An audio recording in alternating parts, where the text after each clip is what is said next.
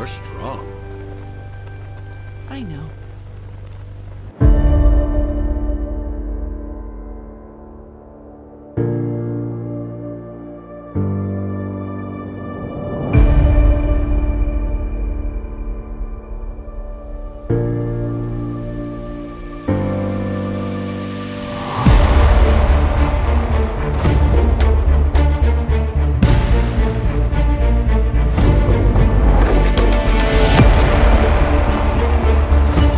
It's okay. I've got you now. Just like in the movies. Welcome to SuperWonder Legacy. I am Jared. I'm here with Brit. What's up, Brit?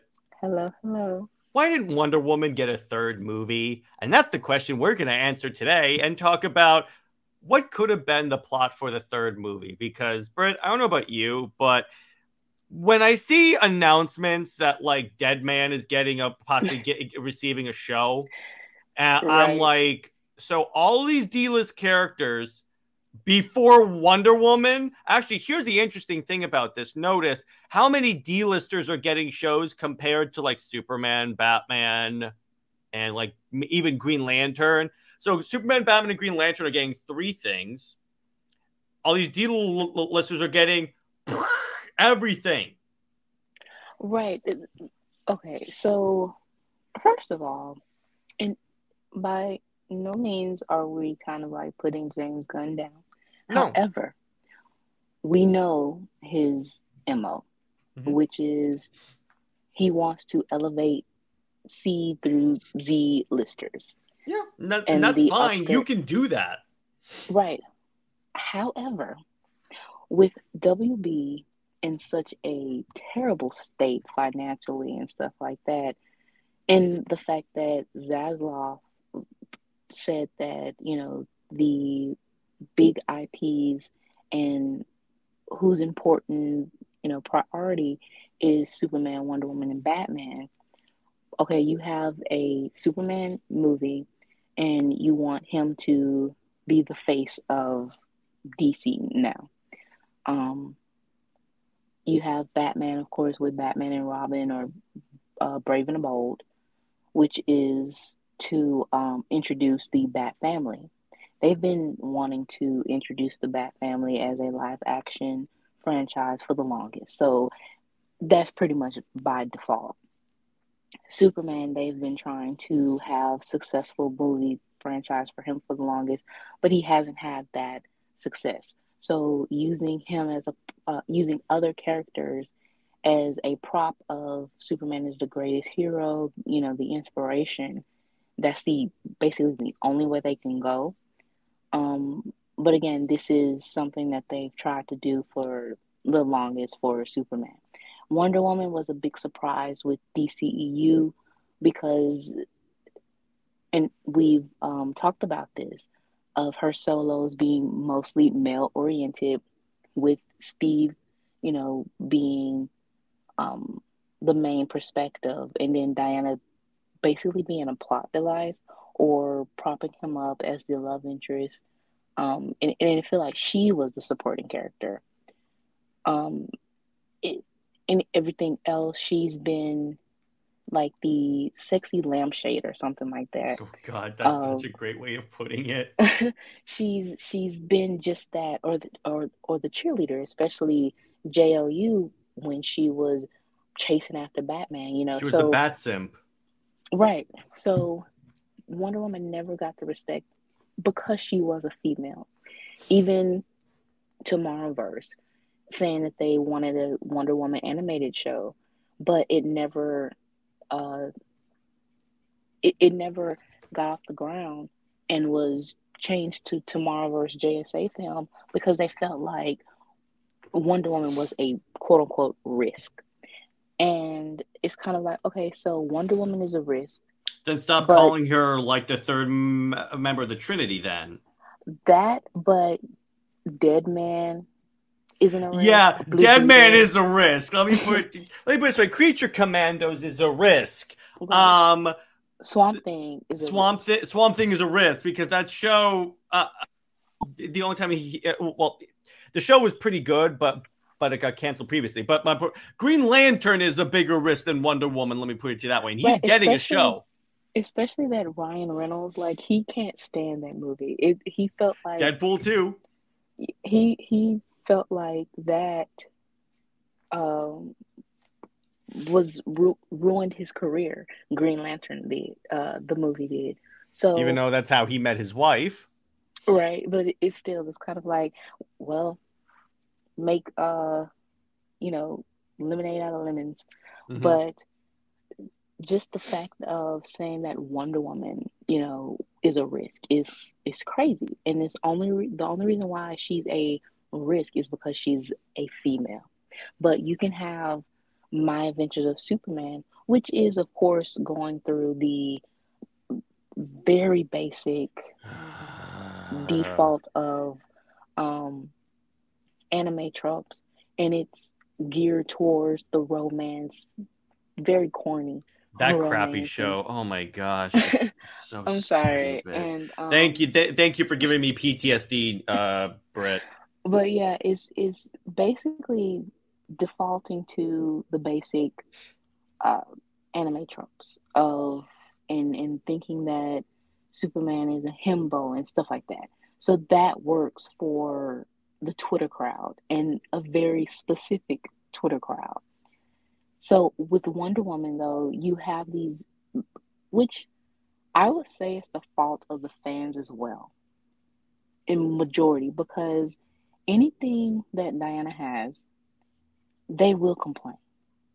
And it really showed with the Tomorrowverse, because at first, like I said, they wanted an animated show.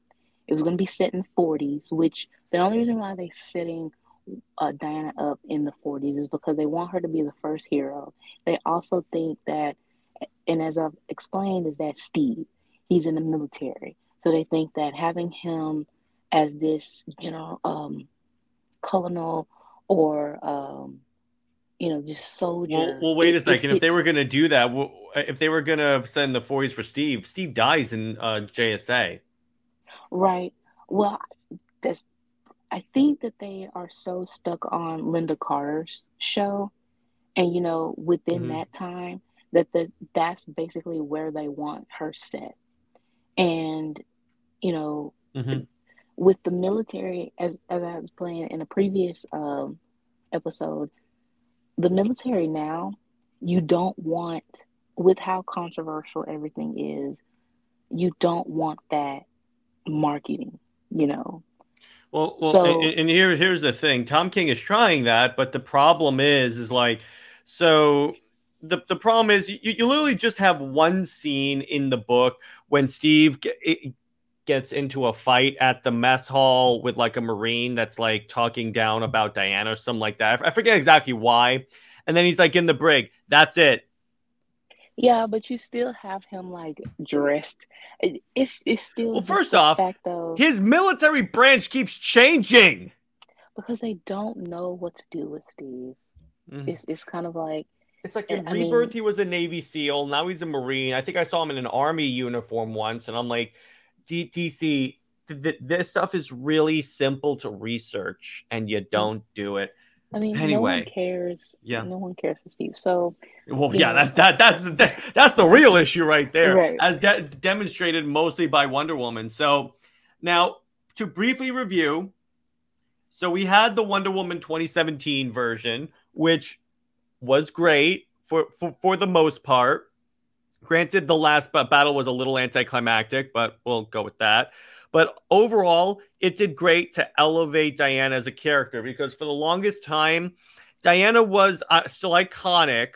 Everyone knew who Wonder Woman was, but no one really knew her, if you know what I'm talking about, before like the movie came out. The movie really elevated her with the general audience. And that's why I always tell people, in terms of like popularity, you have to go off of the general audience, because that's the audience that these studios target. Because there's not enough comic book heads like me and Brit and like anyone in the Comics League to justify like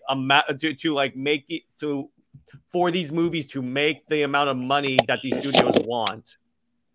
Exactly. just as I said, if she had an animated show, then I think that would have helped a little bit. However, and Jid has actually mentioned this, um, for the early 2000s, 90, or the 90s, it would have relied on having Batman as a guest star or something like that. That's why I say we should have gotten a Wonder Woman show. No, we shouldn't. Do you really want these are the same people that call for an animated show, critique the DCEU Wonder Woman? So I'm like, you realize it would be pretty much that, right? Right. So I'm like, be careful what you wish for. Right. So with as far as animation goes, and we talked about this the other week, was Tomorrowverse really gave Diana the respect that she deserved. However, like I said, going back with the fans, they complain way too much, and any idea, it's not going to be perfect, but at the same time, what we got with the Tomorrowverse of Diana leading the JSA, she was a very important part with the crisis, with the end of Crisis. She was the beginning and the end, basically, of Crisis. Mm-hmm. But they simply ignore it or complain about it because she was in a relationship with Clark. However, her relationship with Clark did not reduce her, as they also, complain about or in fear of. Yeah, it's funny. Whenever they have done SuperWonder, that doesn't happen. Exactly.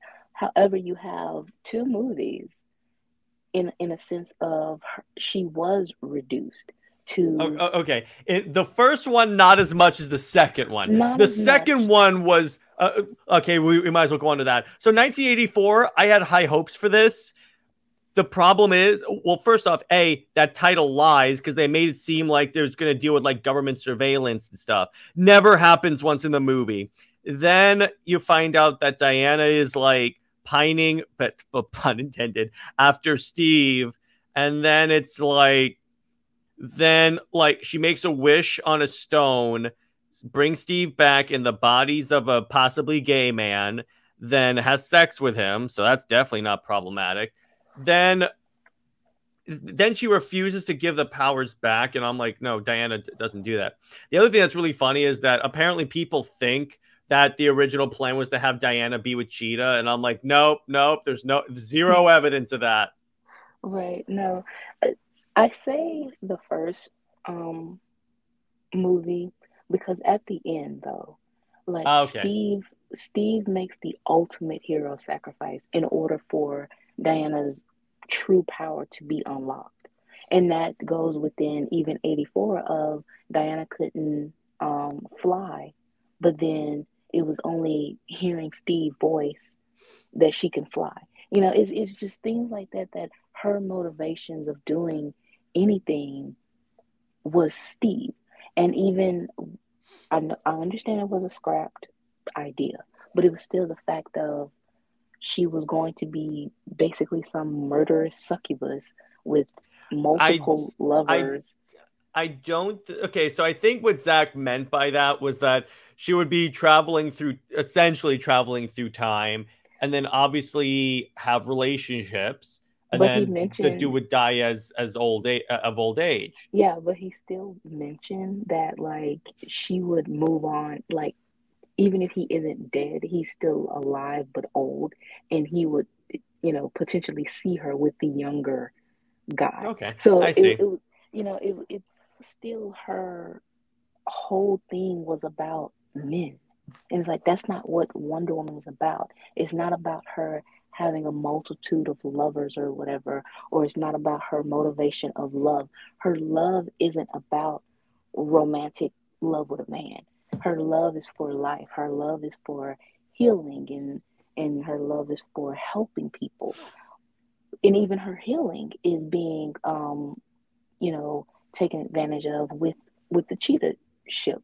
Because it's like, oh, Diana can be romantically involved with Cheetah, and she's helping heal her, redeem her.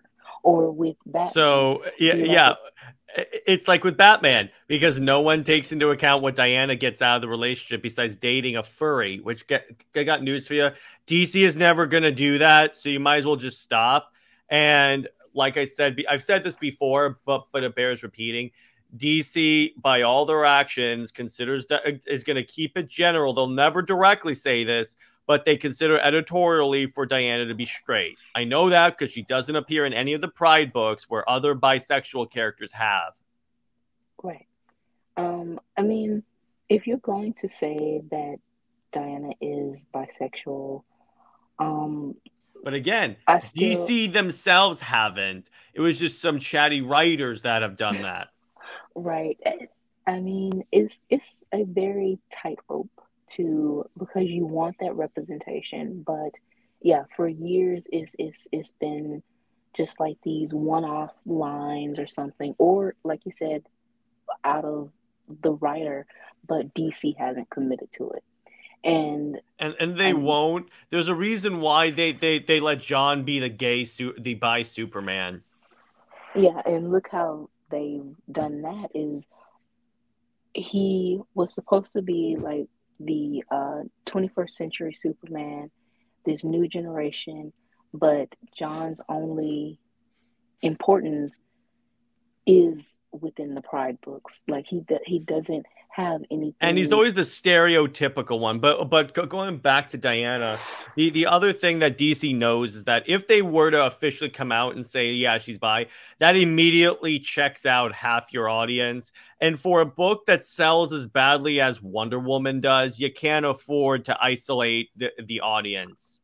That's kind of terrible because and it goes against Wonder Woman as a character, and that's the thing is Yeah. she, you know, regardless, she is accepting of everyone, And you that's the know. thing, Brit. A lot of people that say she is by misinterpret the line where she basically talks about how she loves everyone. That's not what that means.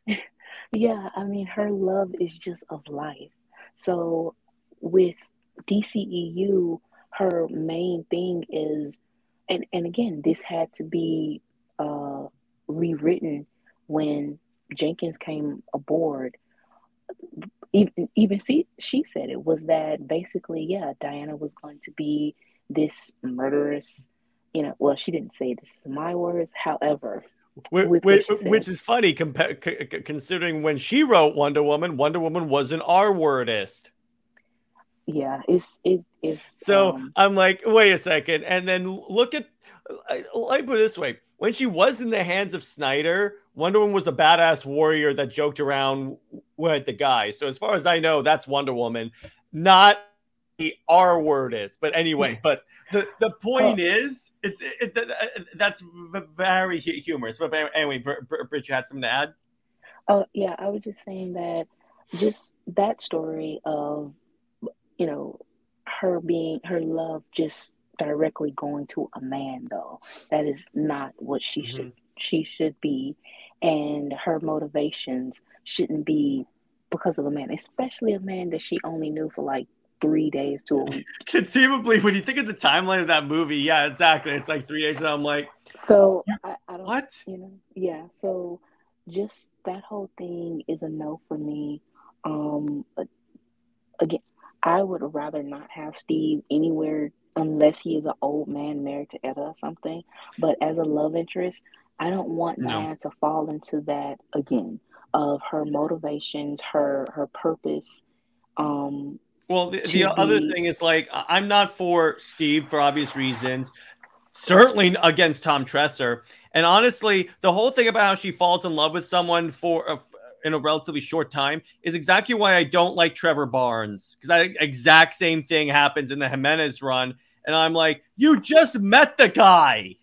well. The thing is with that, first, I can see why with Trevor Barnes, he worked with the UN, which is fine. It goes with, you know, Diana, connection with Diana. Mm-hmm. A much better connection than than the military.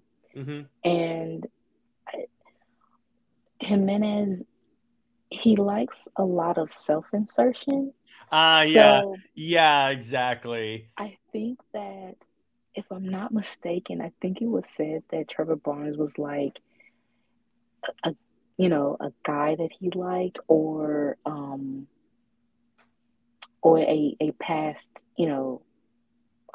boyfriend or something. So I I think it understand that. It's just my other problem. Could you have named him? Could you have given him a first name that's not the last name of Steve? That's the other thing where I'm like, it looks like Diana is just trying to substitute one Trevor for another, honestly. well, I mean that's what Tom Treasure, is That too. too. But it seems too much. It's too close to Steve in my mind. That's Right. one of the other reasons why I really don't like that pair. Let me put it this way: of the three, it's the least objectionable. I'll give you that because at least Trevor Barnes is like a nice guy. I'm not gonna like. He's not a stalker like Steve and a raging misogynist like Tom, which is funny because Tom Tresser was the love interest in Gail Simone's Wonder Woman run. Which is kind of crazy for I know, Gail right? Simone. She is The basically woman who pioneered the lady in the refrigerator thing. not only that, but she like hell bent on not liking Superman and Wonder Woman together, and saying how Kingdom Come basically destroyed Diana's character, but yet you have her with a misogynist. Okay, With a raging misogynist. yes, Remember, Amazon's attack in the Wonder Woman tie-in, he falls on Black Canary and goes, "Oh wow, you're a soft landing." yeah. So I mean, it's a lot of double standards there, and again, it goes back to some writers like Gail and the fans. She's respected. I'm not saying that her being with Superman is just the greatest because it's not, and we've talked about this too. No, there are plenty of Editorial times, ironically, when it's written by Tom Taylor, where it doesn't work. or Tomasi, but Or Chris um, Claremont, remember. yeah, there has been some fumbles within the relationship. However, she has not been reduced. Her motivation is not Clark.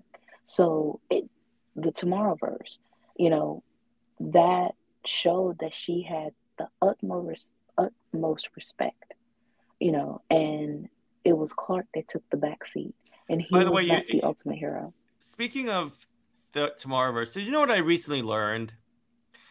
This may shock you. Do you know who wrote Reign of Superman? Yeah. So because I was talking to a buddy of mine about that line from Reign of Superman with Wonder Woman saying to Lois that what Clark and I had was nice, but it's you. And then I didn't compute because he was so respectful of Wonder Woman in the Tomorrowverse. So I'm like, maybe he learned his lesson. Honestly, it feels like,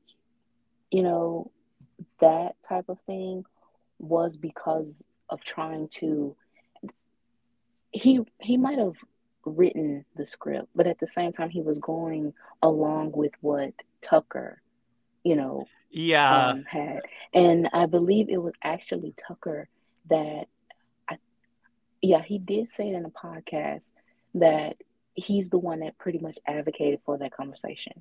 He wanted that. So I wouldn't say that. Okay, I Yeah, see. yeah.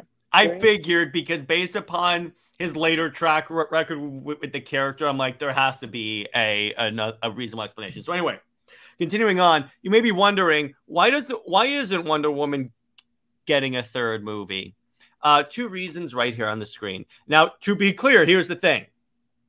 Now, if they had, let me put it this way, if they had a Wonder Woman project, Paradise Lost does not count. If they had a project about Diana announced, I would be less like, what's the word? Less like angry, but also less like put out by this because, again, and I've heard it say that like, oh yeah, they'll eventually do a Wonder Woman movie. And I go, eventually, but what you do in the first like couple of movies shows what your priorities are. And so far the priorities are a little skewed. But anyway, so the writer's strike happens, and Wonder Woman 3 is not moving forward. But here's the thing: to this day, Gal is still like maintaining that they're working stuff out with the studio. Well, that is what she it's kind of like she's campaigning to keep the role. Mm-hmm. But she has been let go. And just as, you know, James Gunn, he doesn't want to say that they were fired. Even though they were fired. Yeah, they were fired. But just as Jason Momoa, he's been fired from Aquaman, but he has another role, which is, I would say, rumored, but it's kind of all but confirmed. It's Lobo. Lobo. Yeah. So Gal, she isn't Wonder Woman anymore. However, she can play another role. And that's basically, I mean, she can agree to it, and maybe she did, or she can still be within the Wonder Woman franchise, but she won't play Diana. And that's probably kind of like the miscommunication, or it is she was gaslit, you know. And honestly, at this point, with the way this studio has acted so far, I would say she was gaslit. They're like, oh yeah, we're definitely going to make Wonder Woman 3. Don't worry. yeah, and it's the same thing as like Cavill. You know, he was given you can't have a cameo or be in a movie and you haven't signed like a contract or something like that. I just refuse to believe that there was nothing signed. And if he because this was a narrative I saw on Twitter that like Cavill took it upon himself to announce. If he took it upon himself, how come he was retweeted by literally every DC and WB account? Exactly. And not only that, but they commented saying welcome back Superman and stuff like that. So, but you know, the other thing is like people are saying, well, like Cavill's a diva, he wanted more money.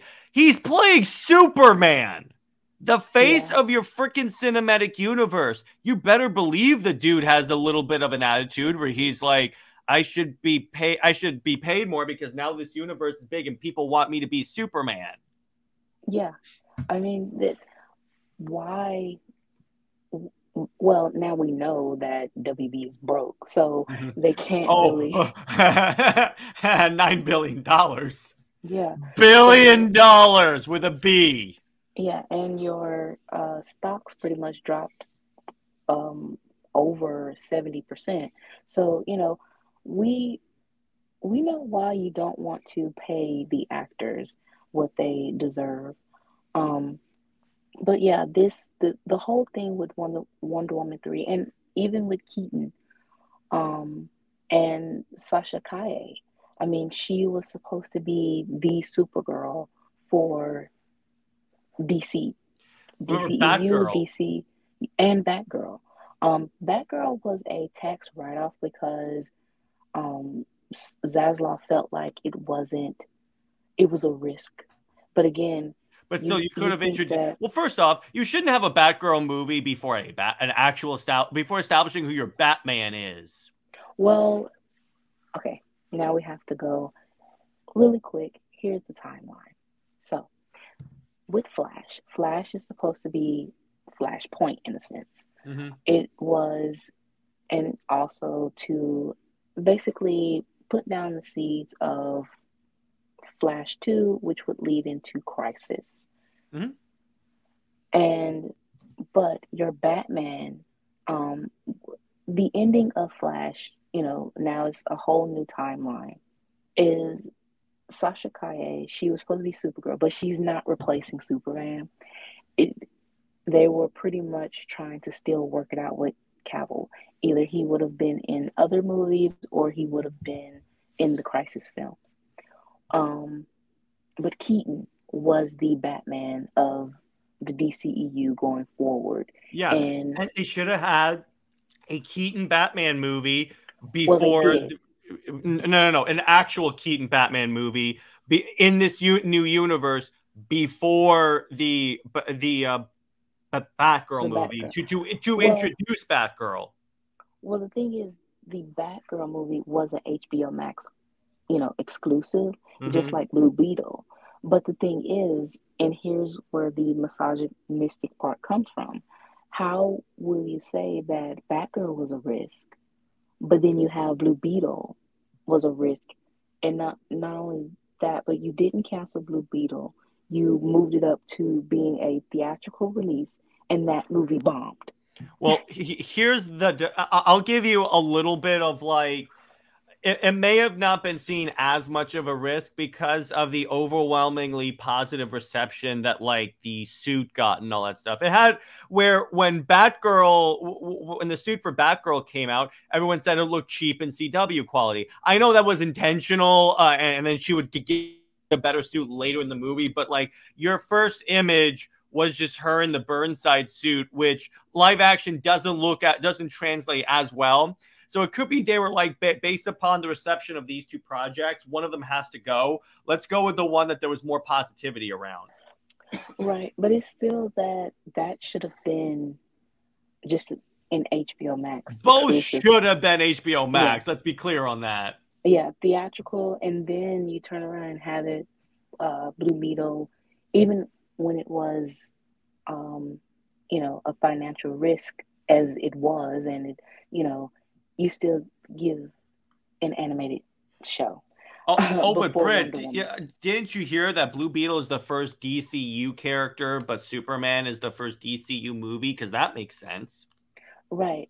The whole thing is very And confusing. honestly, by the way, I had a comic book reviewer on my show a while back. One of the things that he said, and I was talking to him about the marketing of the DCU, and he said, here's the problem with what James Gunn is doing. And he did the same thing with Suicide Squad, and we all know how that turned out, where he's very non-committal on what's happening. You're not communicating a clear path. Because with Suicide Squad, people asked him, is this a sequel to the original movie, or is it is it a reboot? And he was like, well, it is and it isn't. And we're like, so what does that mean? You have to give us a definitive answer. He still hasn't given us a definitive answer on like what's really canon to the DCU. So he's repeating the same mistakes of the past. And honestly, that concerns me considering how much of a monetary bomb the Suicide Squad was. Right. Basically what Gunn is doing is, even if it was a bomb, it was his creation. And just if he pitched it, then it's going to be greenlit, like regardless of anything. If he likes you, if you are his bestie, he will put you in a role. If you are a family member, he will put you in a role. Which gets to the point where, if again, I say this, if Superman doesn't do well, his cachet goes away real fast. Right. And it's the fact that, again, you are prioritizing your favorite characters instead of who's important, and here's the funny part, by the way. I saw this fantastic tweet. I'm going to shout out that mascara lore. Shout out to you for this fantastic tweet. So this account tweeted, it's funny how in a chapter literally called Gods and Monsters, there's no Wonder Woman project. Right. The only thing we have is Paradise Lost, but even with that, it's basically a prequel, before Diana is born. So obviously they are going to, what this is supposed to be is a reboot, but it's very much half-assed. And it's what Gunn likes as obscure characters and who he likes and who's he, is linked with, as far as friends and family. And that isn't the way to go. Again, DC and WB very much in a tough state to where you can't do that. You aren't in that established comfort. Even with Marvel, Marvel has fumbled.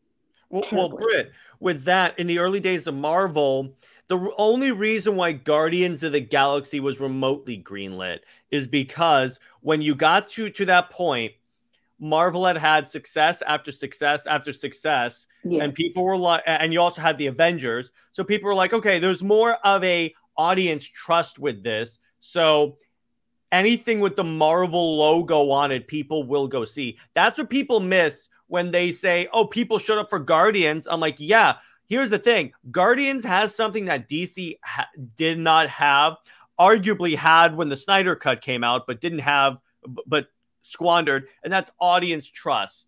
The minute you squander that audience trust, you can't afford to do these obscure things. By that logic, Blue Beetle should have been a bigger movie than it was. Exactly. With with Gunn, I mean, pretty much that is his success, was Guardians being under the Marvel, label. Which is why I'm not confident, because guess what? All of his DC projects haven't done that well. So that's why I'm just a little concerned with that. Just a little. Let me put it this way. If it comes out and it's great, I'll be the first to tell you it's great.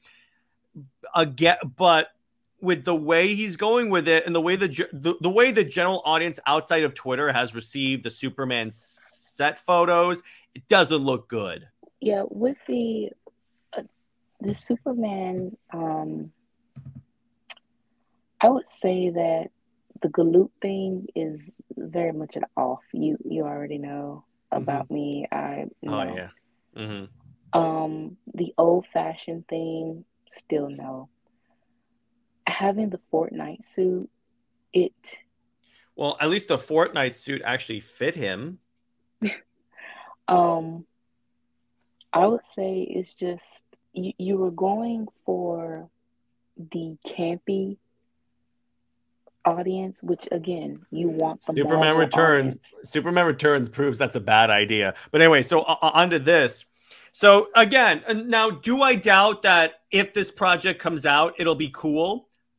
Honestly, it could be really fun, because as a Wonder Woman fan, I enjoy a lot of stories that focus on the Amazons, because they're fascinating characters. They're female Spartans, pretty much. What's not to like? That's like my favorite parts of the Wonder Woman movies, and even in Zack Snyder's Justice League. I have to make that distinction because they were way better handled by Zack Snyder. But anyway, so, and you would say DC Game of Thrones, that could be really fun. The problem is the first Wonder Woman-esque project does not feature Diana. Yeah. Here's why I doubt it's going to be even narrated by Diana, because that would have leaked out at this point. Well, actually, it's nothing to leak, because they just announced, or well, actually, the writers. They didn't confirm that these writers are joining the project. They just said they're circling. Here's okay. So the first one, Janet Lynn, I think she's fine. She's fine.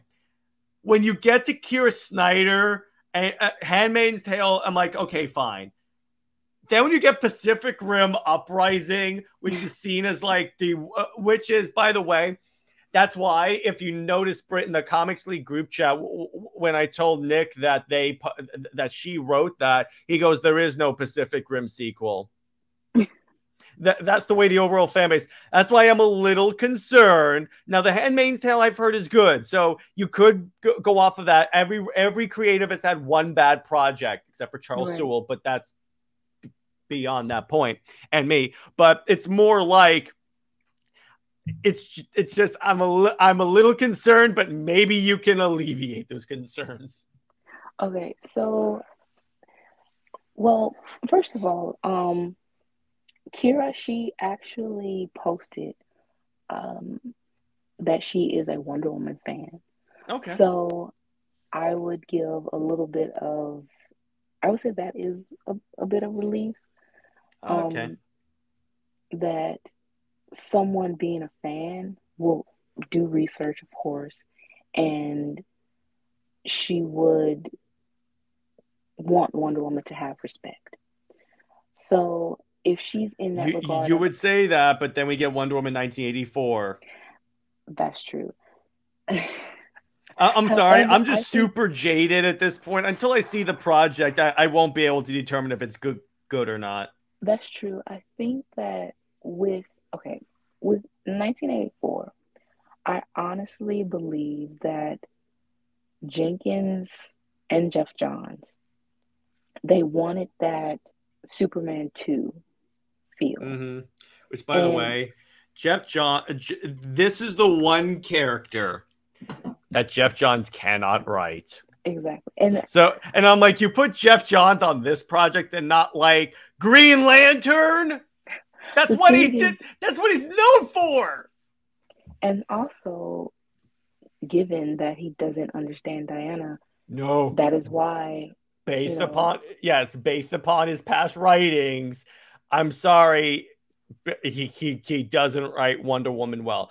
Now, to be clear, he writes most other characters really well, but when it comes to Wonder Woman, for some reason, it just doesn't work. And I guess that's where you would think Patty Jenkins. And I think that the thing is that when you realize that part of the reason why Wonder Woman 1 was way better, it wasn't written by Patty Jenkins. It was written by someone handpicked by Zack Snyder. Just wanted to put that little addendum in there. But, and actually, I think it was someone that actually wrote Wonder Woman comics in the past. So he at least had experience with the character. The second one, people took WB took she directed it. Let's let her write it. And you know how that turned out. Yeah. And also, she was putting her own a self-insertion, because I believe it was for her dad that was a pilot. So Steve was basically like reminiscent to her dad. And with Jeff Johns, we saw within New 52 how having Steve back as a potential love interest, and then during the time of before DCEU kind of really took off, was trying to put Diana, sort of have this love triangle sense with Steve. So Jeff had his own like thing with, he's not writing Diana, he's writing her again. Her whole character revolving around men. So you had Steve. Yeah. Well, also remember, it's because of Jeff Johns. We got that wonderful Wonder Woman line where she goes, "There's a reason why I don't have a list of villains as long as yours or Bruce, because when I deal with my villains, I deal with them." Even though that is so taken out of context. See, here's the thing. Let me put this way. I'm the dude that say Wonder Woman will kill if that's like the last option. But the way it came out, the way it came across was not good. Yeah, and it was such a lazy thing. But what he wanted though was just conflict, just like Tomasi, conflict between Clark and Diana. It is so contrived. So you have her say this, but in other books we see her villains alive and well. And even some have been redeemed or on their way to being. Yeah, the only one that I saw that she explicitly killed in the New 52 was Firstborn. Yeah, if I remember correctly. What did she? Because that's how she became the god of war. She ran a spear through Ares and then into Firstborn. That's right. Yeah. So I mean, but that pretty much within that, though, it was emotionally charged, and it was something that a tragedy that had to be done. So I wouldn't necessarily say that Diana is happy-go-lucky, even though Jeff Johns had her happy-go-lucky sword swinging. But look at me, I'm so happy as I chop off people's heads. Yeah, and again, with Jeff Johns being a part of DCEU, it's not with Snyder. It was just the fact of all the creatives, though, had this idea that Diana, they take her warrior side way to the extreme. just because she's a warrior, that doesn't mean she's going to go chopping off heads. And then So, you have fans on the other side of the spectrum that want to, it seems to me, completely eliminate the warrior side. And we'll talk about that because, so Brit and I did at the end of this, we have our own patches for Wonder Woman 3. And the one that I did, I pretty much homage both sides, and Brit did as well. Because you can't see, here's what the fans and WB don't get. These have to be in harmony. You can't have too much of one or the other, because otherwise the character falls apart. right.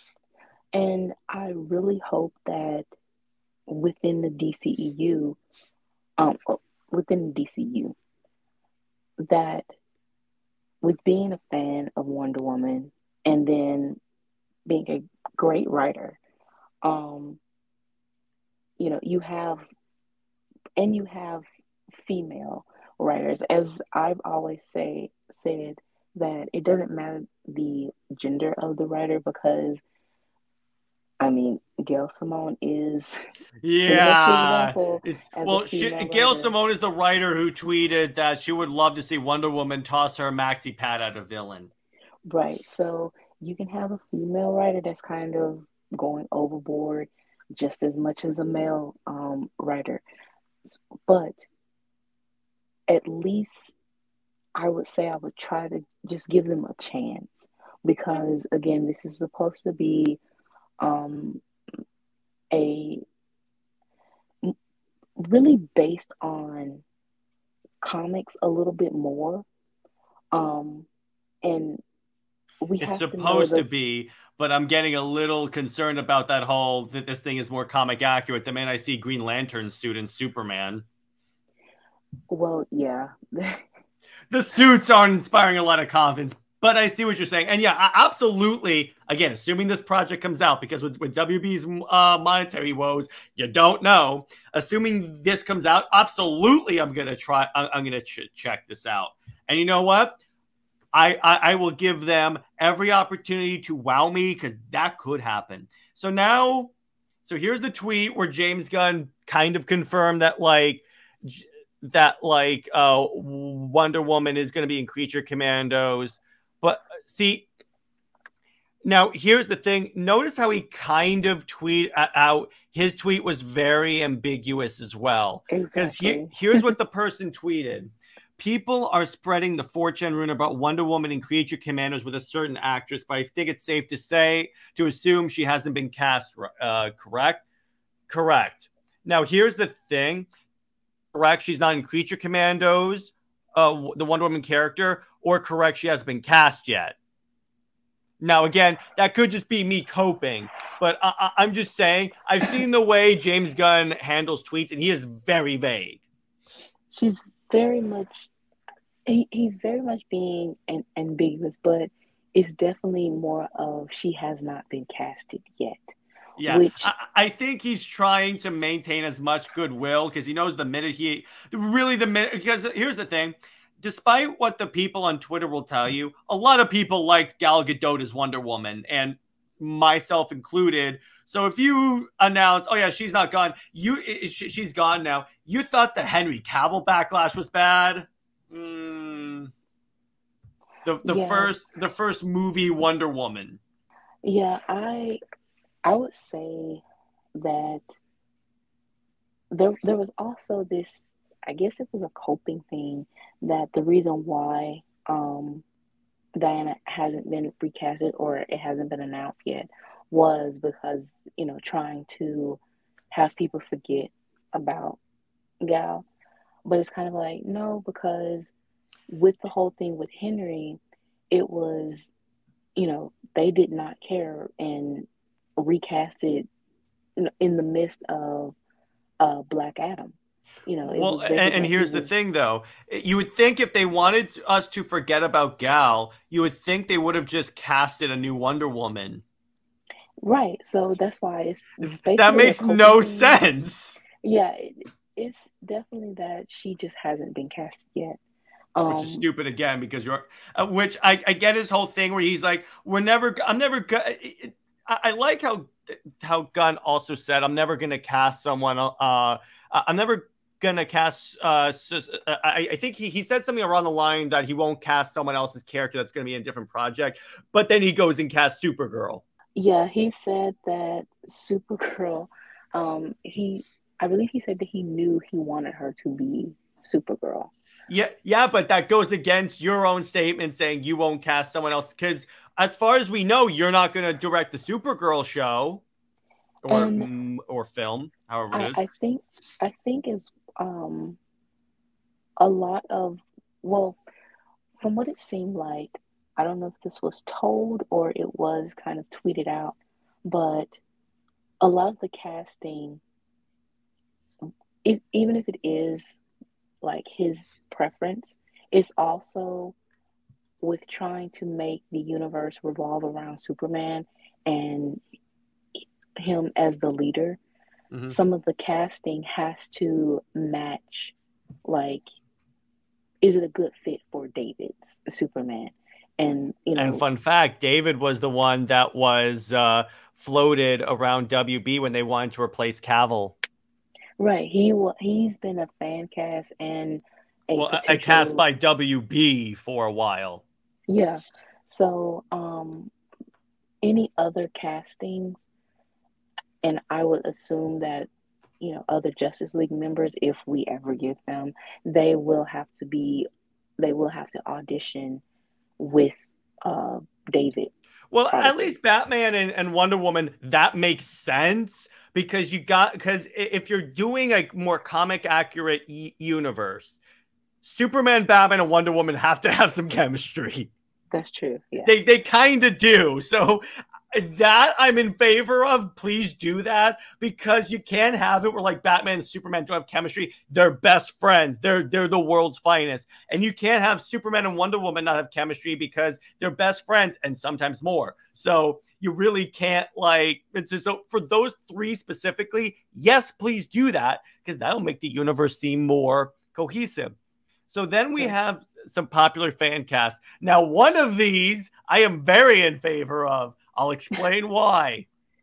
So first, I've never seen her, Eva D. Dominici, in anything. Brit, have you? I have not. I don't even know why she's. Here's what you have to understand: a lot of people just go off of pure looks. Honestly, from the little research I did from the Twitter fan castings, it was definitely going by looks. It was whether it was. There is one though. One of these actually works. I know exactly who you're talking about, but as far as looks, and that's the thing, you don't go by looks alone. You have to go by can she actually act like Diana and feel like Diana. Ava, I think she's like 5'8", so she's kind of short to be Diana. But at the same time, you don't want to go in a lot of the fan castings too. They wanted Diana to be like this buff wrestler type bodybuilder. Oh God! Remember the people that wanted I forget who it was, but like she was in like Mandalorian to play. O'Brien? Katie O'Brien, and I'm like. Again, there's one on here that is the perfect choice if they wanted to replace Diana, and there's a very specific reason for that, and it involves a requirement that Brit and I had for a long time, so we'll get to that. So then, okay, I've seen Adria Arjona in like Star Wars stuff, and she was even in I think it's like 6 Underground. I've seen her in other stuff, but still no. Because again, it's like in terms of acting, I don't buy her as Diana. As another Amazon, sure. But in terms of like playing Diana, I don't see it. Again, it's based on looks. Right. And again, she's still within that 5'8", 5'9" range. Diana, I would say that she needs to at least be 5'11", 6,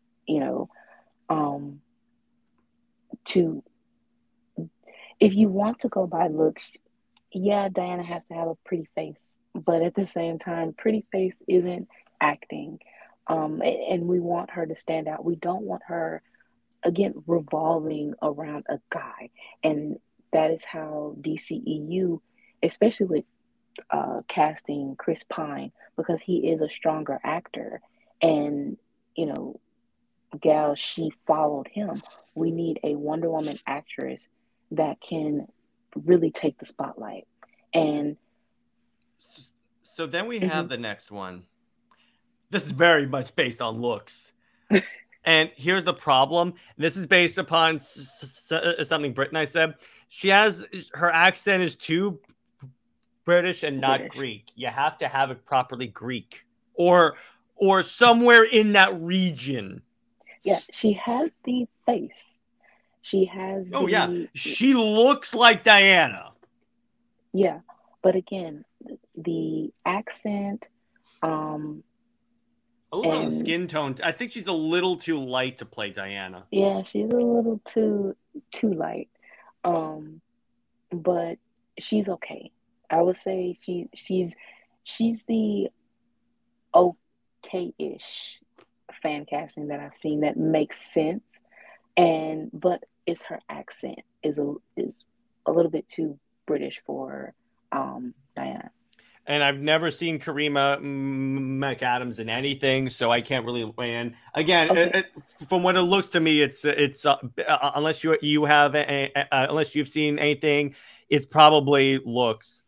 It is looks. I've seen her in a clip that was floating around on Twitter, and I still don't really see Diana too much. I would have to go back and see the clip again, but there's also this thing where some fans, and Karima, she's very beautiful for her age of, I think she is 38, 39, the same age pretty much as the Gal.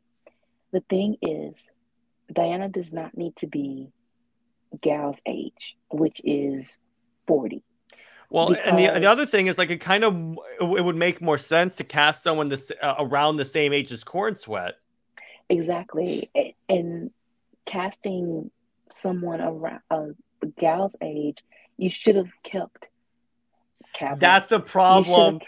That's the problem with casting older actors, because I'm like, because the whole idea is that the way Gunn originally represented it, it could be he changed his mind, which that's probably likely, is that he was casting people that he was casting all young actors. Then Nathan Fillion is all of a sudden playing Guy Gardner, and I'm like, WTF, bro?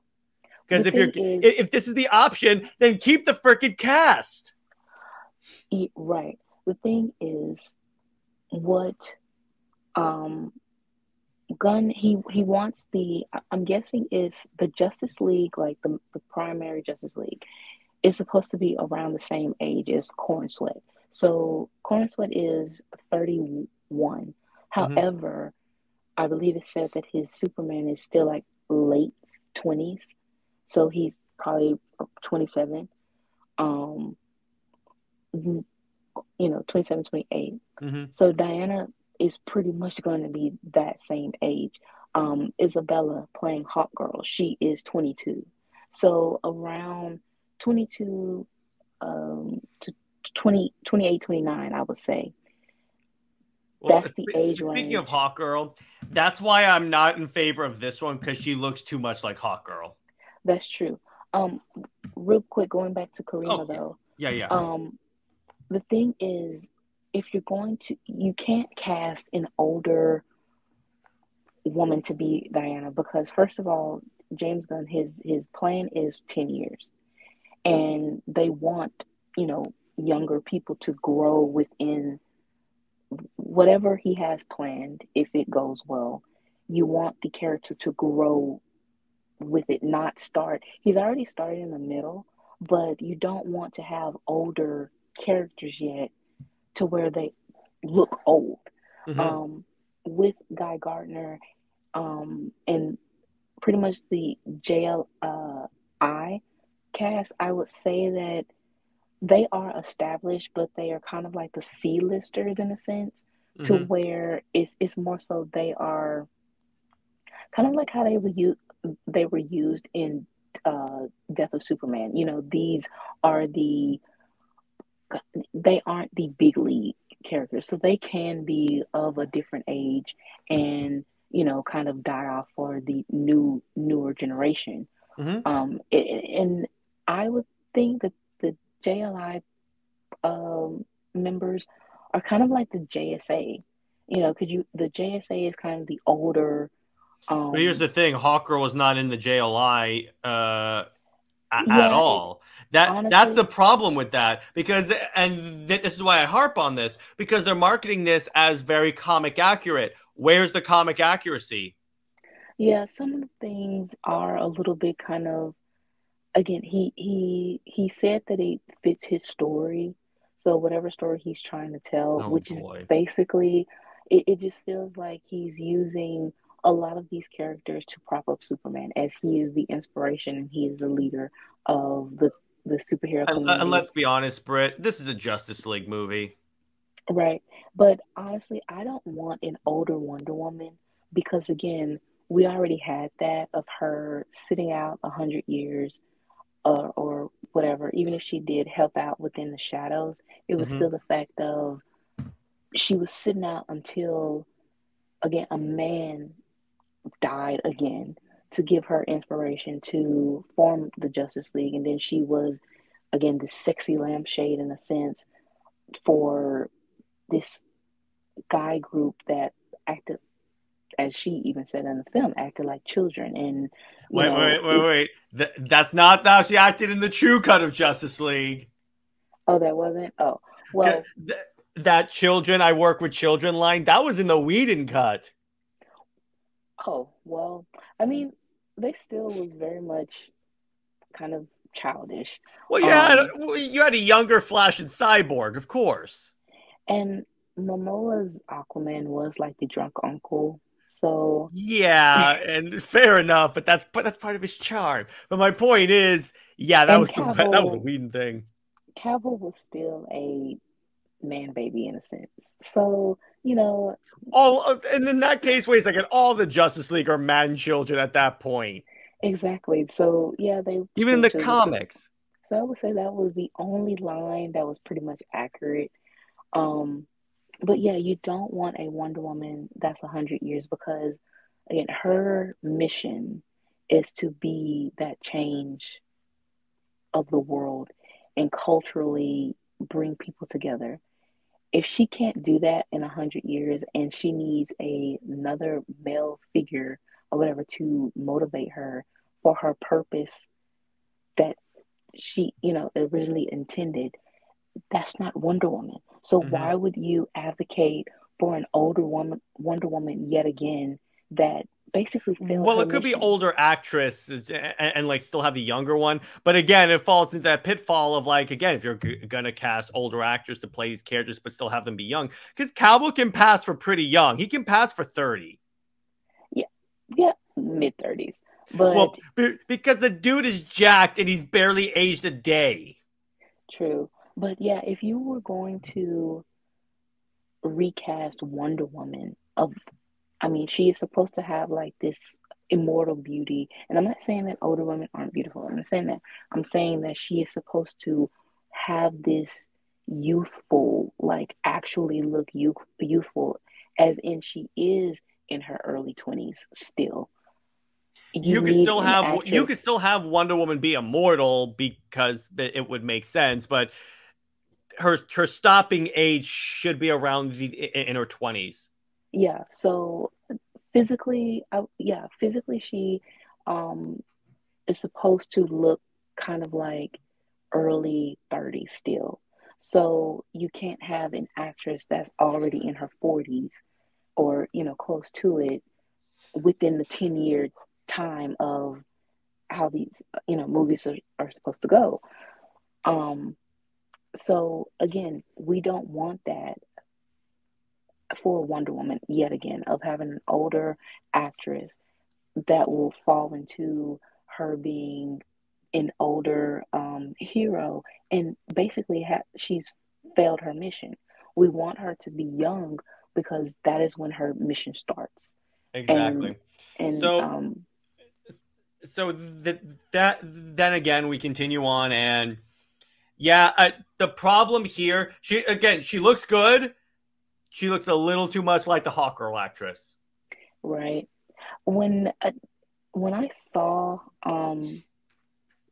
she posted on Gunn's a post where he did post Wonder Woman, and she, kind of hinted that she wanted to have the role, and Gunn liked the comment. So that is why she has been rumored, because certain, of course, we want to kind of get ahead and see what actresses Gunn follows, or has he liked a certain post?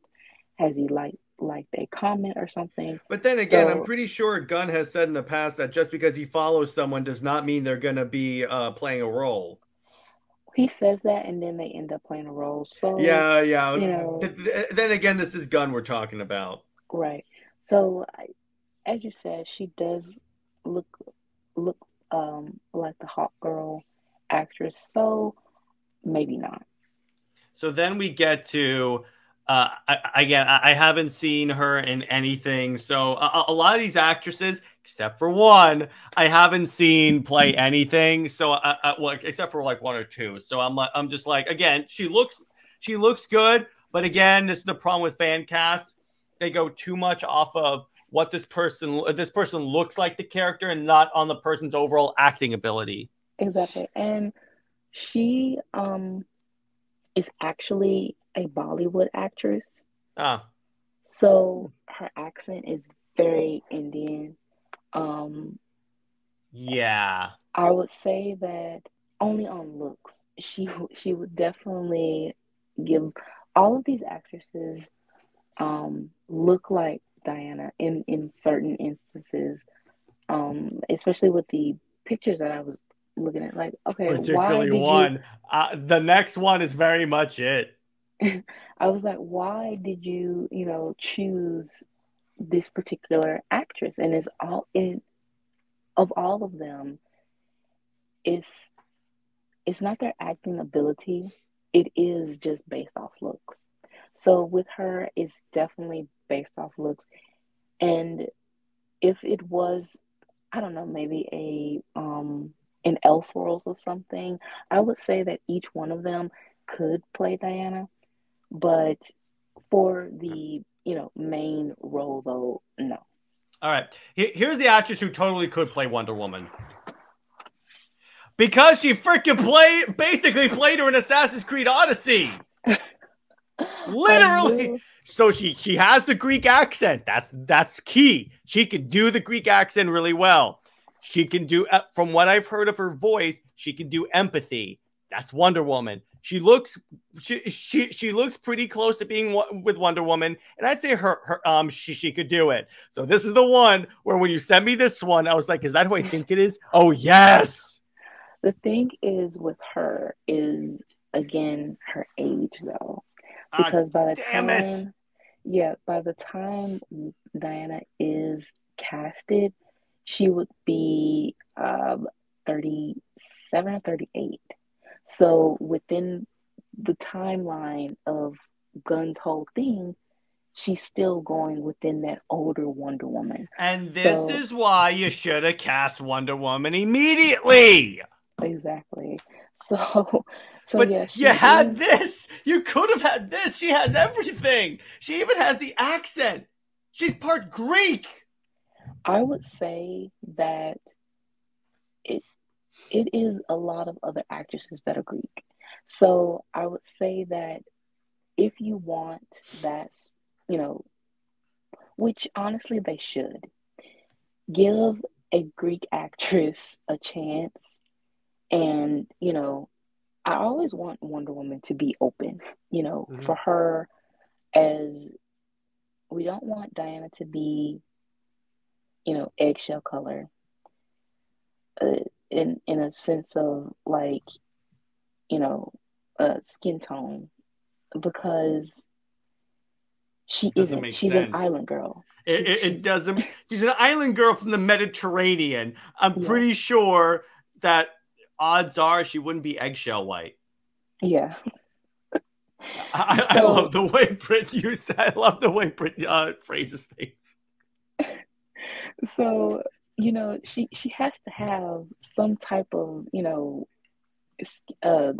sun-kissed, a little bit of melanin, she has to have a certain, body type that gives off Diana. And just her, and like I said, you can have a pretty face all day long, but at the same time, can you act? You aren't gonna get the perfect Diana, because honestly, I think that Diana is probably the most difficult to cast. But yeah, for me, you have to have an accent. A Greek accent is preferable, but have some type of exotic accent. You have to have some type of melanin, tan, sun-kissed, olive skin, no eggshell, and you have to be tall. And moderately buff. You don't need like full-on MMA fighter like a lot of people say. Because Diana's not a bodybuilder. She's toned and fit because she's a warrior, but she's not a bodybuilder. What I loved about Tony Daniel is he described Diana as basically like a tennis player build. Yeah, pretty much. Yeah, so definitely that. But it is going to be difficult to cast Diana, and I think that we don't want to rush it, but we want to rush it because it feels like she should be a priority, but we don't want to rush it because we want to have, this accurate actress, because she is going to be Wonder Woman for 10 years or however long. They say 10 years. Yeah, they say it, but with WB's current like monetary situation, I'm like, yeah. So we want just the fact that she's going to be the face of Wonder Woman for however long. We want that actress to have an impact that makes sense for Diana and to a positive impact. So yeah, she is the perfect actress. However, what's stopping it is her age, and I think her height too. So I don't care about the height, Brit, when you have the other two factors fit so well. So it's just the age. And I'm like, just cast her already so we could have her locked in. Yeah. Just do that. So then we get to, so now Brit and I are going to talk about our pitches for Wonder Woman 3. Brit's going to go first with hers, and I'm going to go fourth with mine. And let's just say I went freaking nuts with mine. And to be clear, Brit has an idea of what I came up with. She doesn't know exactly what I came up with. So this is going to be very exciting. So by the way, harken back to a couple of weeks ago, Brit and I covered Wonder Woman Spirit of Truth and covered how pretty much it is the perfect like pitch for a Wonder Woman movie. So Brit, you want to elaborate? Okay, yeah. So just for Wonder Woman 3 and the fact that DCEU totally fumbled with just her character. And like I said, having it revolve around a man is just terrible. So we have to get to know Diana for who she is, her motivations as just a woman and a character, as a superhero. And Spirit of Truth pretty much did that, as best as it could. For Diana, I think that just with her being such a social type character, and the way it was framed in Spirit of Truth, I wouldn't say that she questions herself. I don't want that too much, but at the same time, she does. She's going on a quest to basically just bring herself to being who she's supposed to be, and within that, she's going on a basically a worldly mission of and revealing herself to the world instead of hiding in the shadows, or instead of And also like, remember, if this is following the plot, like the original plot of ZSJL parts 2 and 3, she is now the queen of the Amazons. well, that would be probably at the end, Mm-hmm. but um but yeah, it that is a public hero for me. Mm-hmm. Yeah, yeah, um exactly.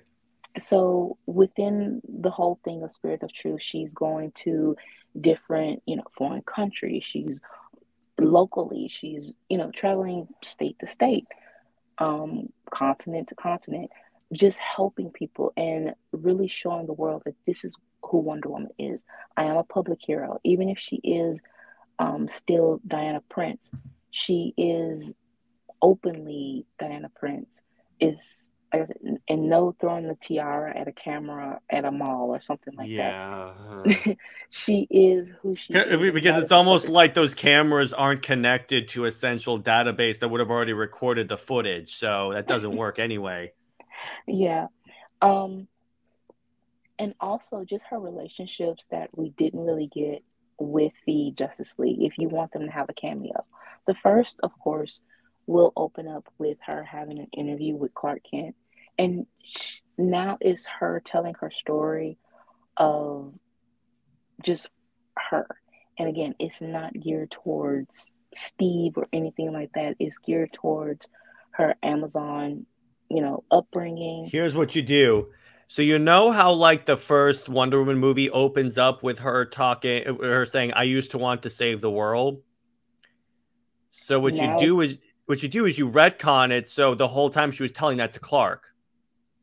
right, but at the same time, she's not saying I want to or I Mm-hmm. used to. Is Yeah, more so, this is what I'm doing. yeah. Um, then with her establishing her relationship with Clark, and that is also the reference that I had with Sensation Comics 48 was Clark and Diana's relationship is very, multifaceted. They can be lovers or they can be best friends. And we love the whole best friends thing and their romantic entanglement is very much ambiguous. It just feels like a more natural thing and you want to root for them. So within this movie, no, they aren't romantically, Mm-hmm. linked, but If this you is in the have that Snyder friendship. because if this is in the DCEU, Clark is married to Lois, unfortunately. Well, I wouldn't have them married. I actually forgot about that. Lois wouldn't even be mentioned, but it's still just that relationship as friends, Mm-hmm. though, That being works. built. So we have the interview, and she's telling him about her upbringing, about everything that she's done within the world, and how she wants to and is currently inspiring the world to be better. I still just, I'm not truly satisfied because of the 100-year gap, Mm-hmm. and her supporting cast being um, dead. Mm-hmm. But however, to pretty much, I guess, satisfy that and fill the void, I would still introduce Julia and Vanessa. Mm-hmm. Um, they would be, from what how I see it, is that because Diana, works at the Smithsonian. You know how in the Snyder Cut, when Diana goes to the museum and saves the kids, from the robbers or whatever, The terrorists are saying the that's. terrorists. I see what you're going for. So I would say that whether it's Julia with her class or it's Vanessa with her class, either way, or both of them, Yeah, I was about to say you Julia could do being, both. yeah, Julia being a parent volunteer, she meets them at that point. And She's Vanessa shows that, Vanessa is the girl that Wonder Woman says you could be anything you want to be. right, and Vanessa is very much a big fan and she, wants to get to know Diana. And obviously, Vanessa, she is very committed to that. So she starts writing to Diana.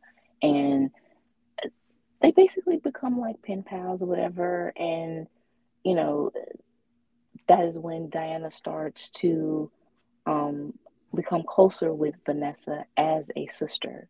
And then she develops a relationship with Julia as a mother figure because she misses her own mother. Um, and just that whole thing of trying to get that to work. And then you have Mindy. I would say because it's so messy with her being the publicist and stuff, Diana needs that because if she's going to be in a a hero without a secret identity and being more public, she does need that sort of PR type person, even though, like I said, Mindy likes the messiness as well. But it also goes back to controlling the narrative because with Aquaman, they had like little clips of is Aquaman and Wonder Woman in a romance or something. It's always Diana trying to be romantically linked with the other, leaders except for Clark, but they are using her as like for them to drool over or for her to like I said, be a sexy lampshade. And it's like, why? So to take that narrative back is more so of if you do have something like that, it's more so like, is Diana even looking for a romance or something? Exactly. And also, it's just what we could do, you could do a line where like Mindy Mayer asks, "Is there anyone significant in your life, a boyfriend or anything like that?" And then Diana says, "There is someone, but he doesn't see me that way yet." Yeah. So that way you hint at least hint at her love for Superman because no matter if like Superman loves her, I always got the vibe that Wonder Woman was always in love with Superman. Oh yeah, definitely. It's okay. So, but that is the thing that I don't like because I don't want it to be one-sided. Well, and we can make it so it's not too. In other words, when we do it, it is two-sided. It's just as far as she thinks it's one-sided. Yeah, we can go with that. We can always go with the fact that what I like that was established that, of course, so many people want to forget, ignore, is that Clark pursued Diana first, and But the You're thing is, strong. but that New 52, he actually went forward with it. He didn't cower out. But with the post-crisis status quo, it's the fact that he, had this crush on her from meeting her, and then she kind of started developing it, and it wasn't until he really started kind of staring at her, being nice and everything like that, that she started to develop the feelings too. So I always wanted to be established that it's Clark that pursued her first, even if it doesn't work out, as it's him that's being the coward. Um, and yeah, Diana still harbors those feelings because she's honest, So those feelings she can't just bury so easily. And nor does she want to because she's the goddess of truth, really. Right. And she knows the potential of Clark, that it is something more to him, that and she understands that the reason why he's hiding his feelings for her. By the way, I got an idea. Of course you did. The reason why he's hiding his feelings for her is because it's kind of like a mechanism that he's learned to hide so much of himself growing up. So hiding his feelings for her makes sense of just just that living of hiding. And she has to be the one inspiring him that, it's okay to not be ashamed, or you don't have to hide anymore, especially with me. And it's kind of funny how this conversation literally is what led to the shelter verse. Right. Yeah, so Pretty cool. pretty much it's an entire character study of Diana and establishing who she is. And we also have at the end the main conflict would be Cersei, because I feel like Cersei and again with the going the opposite direction of male oriented narrative with Diana, Cersei turning men into beasts, that is something that should happen. And also just her, if you want to have conflict with the Amazons of uh, you know, just that battle, I would like to see, in Cersei just wreaking havoc everywhere. Exactly. So now we get to my plot. So it is based on Volume 7 War Torn. Now, this description I have on the slide is just the description of War Torn. It is not in any way what I'm doing. So the idea is that in War Torn, we see Wonder Woman deals with threats not only like abroad, but also inside the Themyscira. It's also the origin of New 52 Donna Troy. So I'm kind of going to play with that a little bit. So where does this take place in the timeline? This is taking place immediately after Zack Snyder's Justice League Part 3. So to indicate what the world is like, Batman's dead. The Amazons are like opening up to man's world, and Wonder Woman is the queen because Hippolyta fell in the battle against Darkseid. And we can modify it so Superman is not married to Lois. And essentially, that's kind of the way the universe starts off. And by the way, she is a very open hero as a member of the Justice League and as Wonder Woman. So there is that. It's following the original plot of the Snyderverse. So then, where is Wonder Woman? This Hippolyta's dead. She's killed in battle against Darkseid's forces, leaving Diana. Diana also meets Julia and Vanessa, maybe at like an event or like there. We can also still retcon that they were there at the bank when that whole like terrorist attack happened. Then we also have Diana saves Donna from the fire. I'm not doing the new 52 origin. I'm doing the post-crisis origin of Donna, where Wonder Woman saves her in a fire and brings her to Themyscira, where she is trained to be an Amazon. And then the Clark interaction, I would kind of homage the bow fighting scene, or maybe a little bit of sparring, and they're having like a conversation about like Donna and about how Diana's new role as like queen of the Amazons.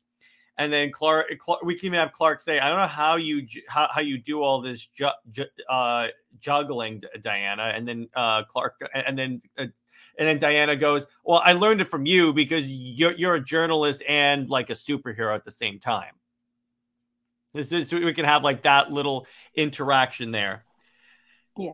So who's the villain? So I figured, following the death of her father, Grail, the daughter of Darkseid, shows up on Themyscira and actually says, she says that she is the long-lost firstborn daughter of the queen. She's not. I want to be clear on this. I'm not making it where Darkseid slept with Hippolyta. I promise you, this is a lie. I'm not doing that. I'm not pulling a Tom King, because that's so something he would do. She's just saying that. Oh my God.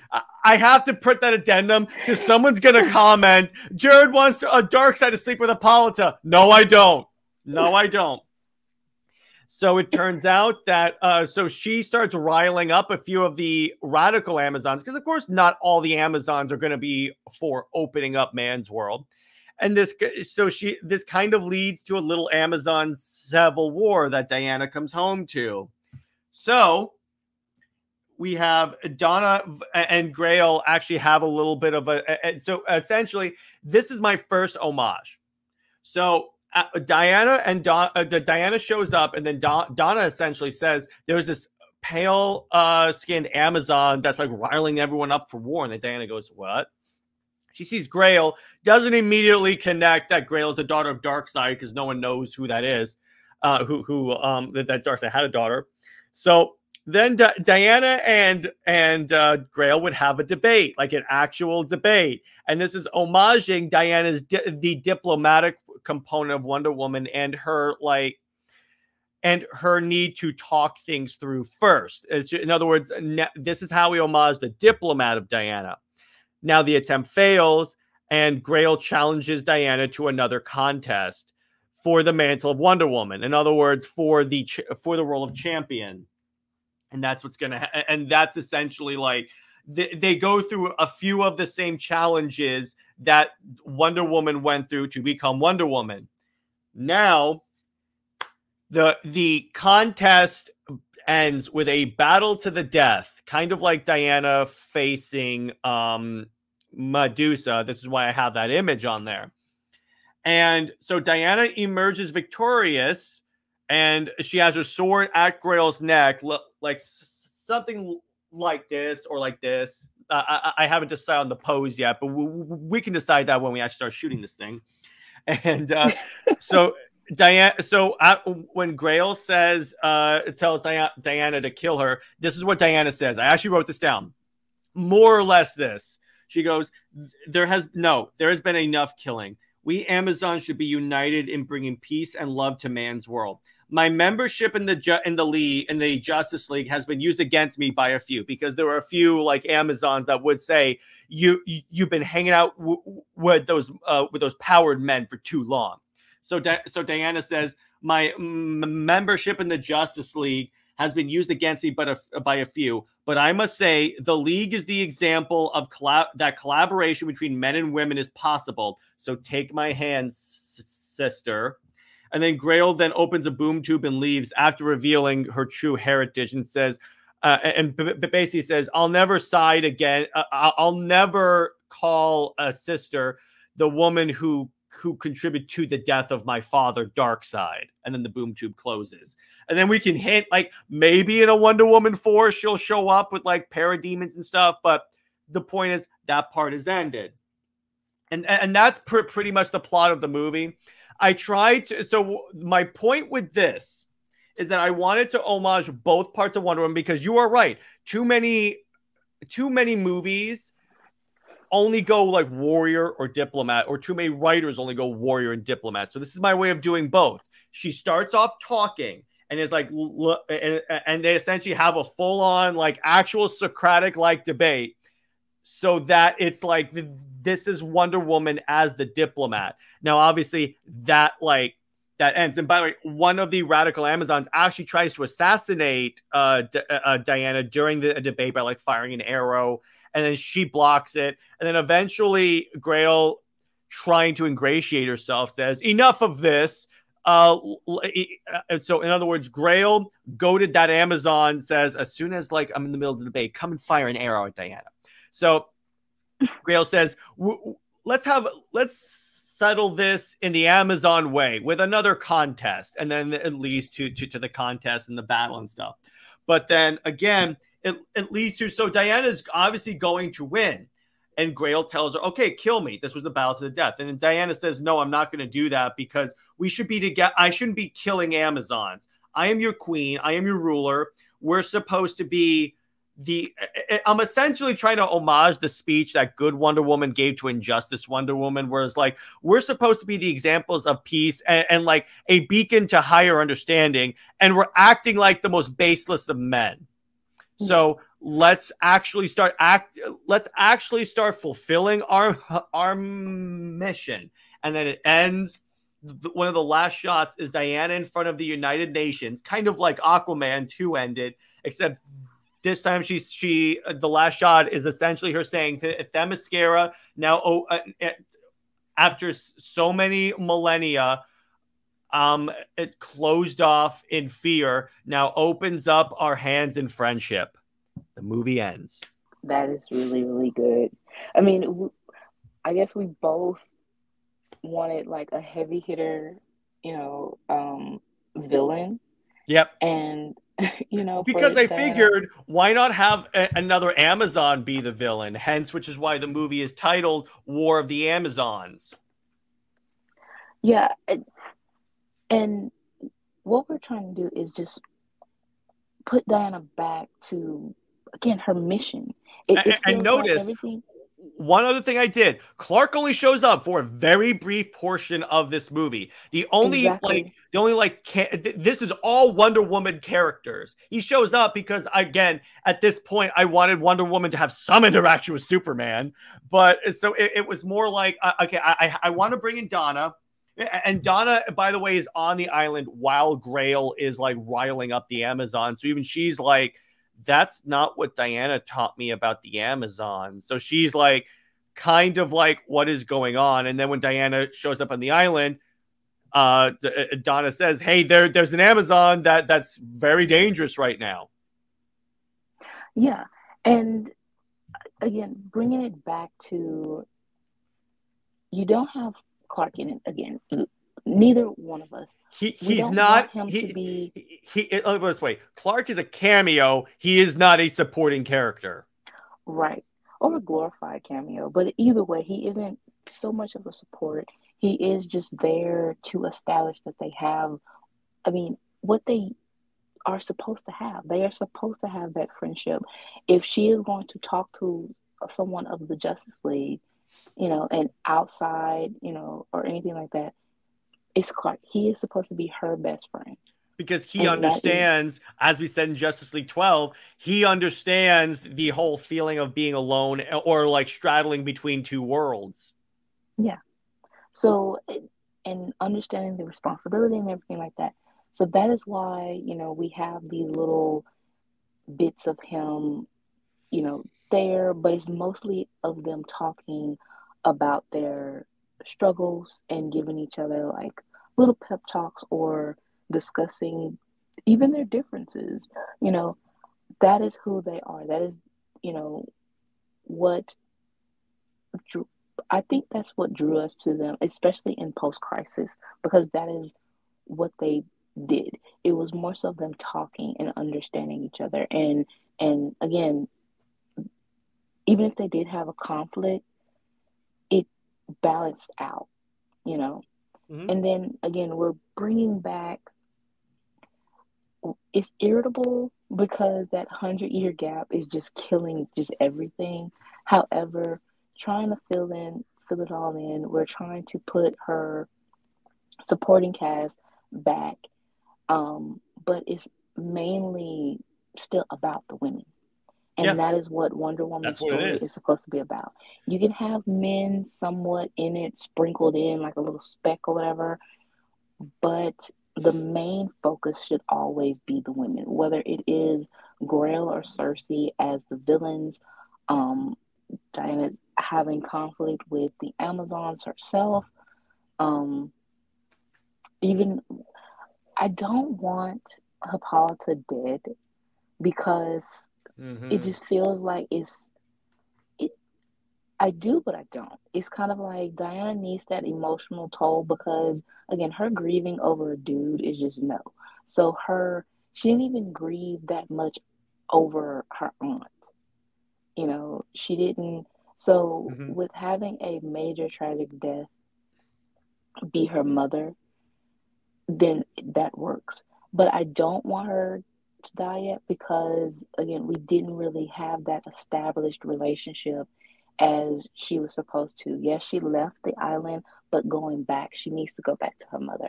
Which, by the way, she does in, like, I think it's Justice League 2, the original plan. Oh, well, we never saw it, so it just I know. But again, that's why I made the distinction in my thing that I'm going off of the original plot of the Snyderverse. Yeah, and then with Donna, Donna's history is a mess.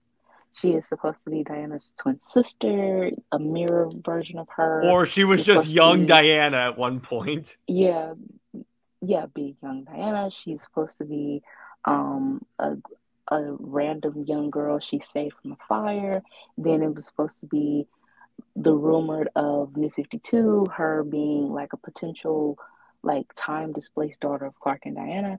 You know, all these possibilities with Donna, they work but don't work. Having her as her sister and not so much of a twin, you can have that, the mirror version. But even just the younger sister, that works because Diana being the only child on the island, it just feels like she longs for her own like little sister because she was always the youngest. So it felt like she becomes attached to, you know, wanting that younger sister, her, you know, to play that role as a older sister. So the same as having Vanessa. That's pretty much why I want Vanessa and Julia to be there because, and Jid also makes this very clear of Clark and Diana's connection, but she has a foster or adopted family with Julia and Vanessa, but Julia being her, you know, outside world's mother. And that's why, and part of the reason why I put Julia and Vanessa in is because of that. But I also wanted to homage that moment in the George Perez run where Vanessa's teasing Wonder Woman about having a crush on Superman.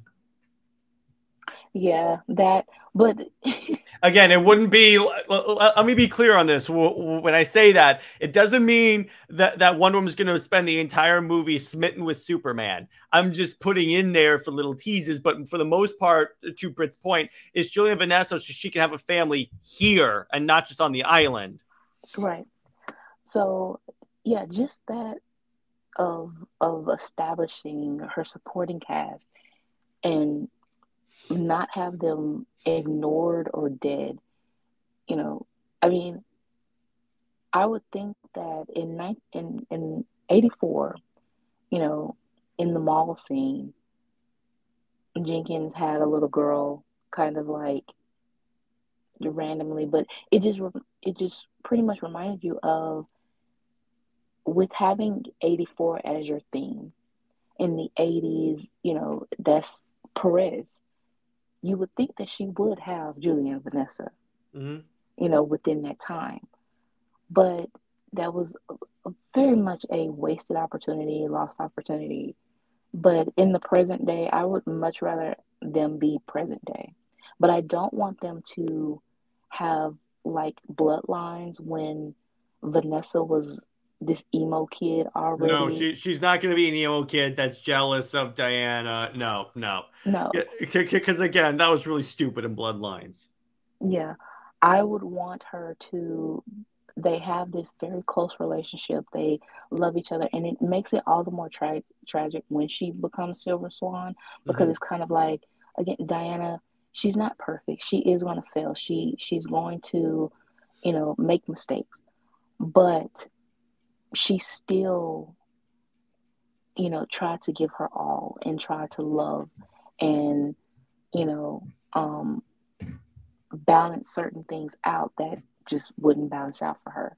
Exactly. So, you know, just that whole thing, that is, if we are to ever have another Wonder Woman movie, that is something that needs to be explored. Diana, her mission is to bring cultures together.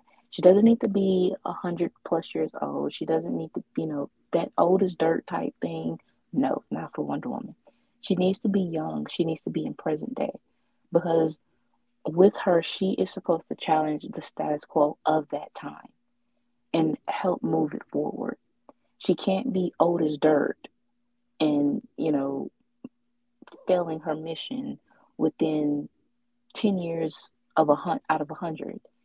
And again, her whole motivation or standing around waiting for another male to take lead.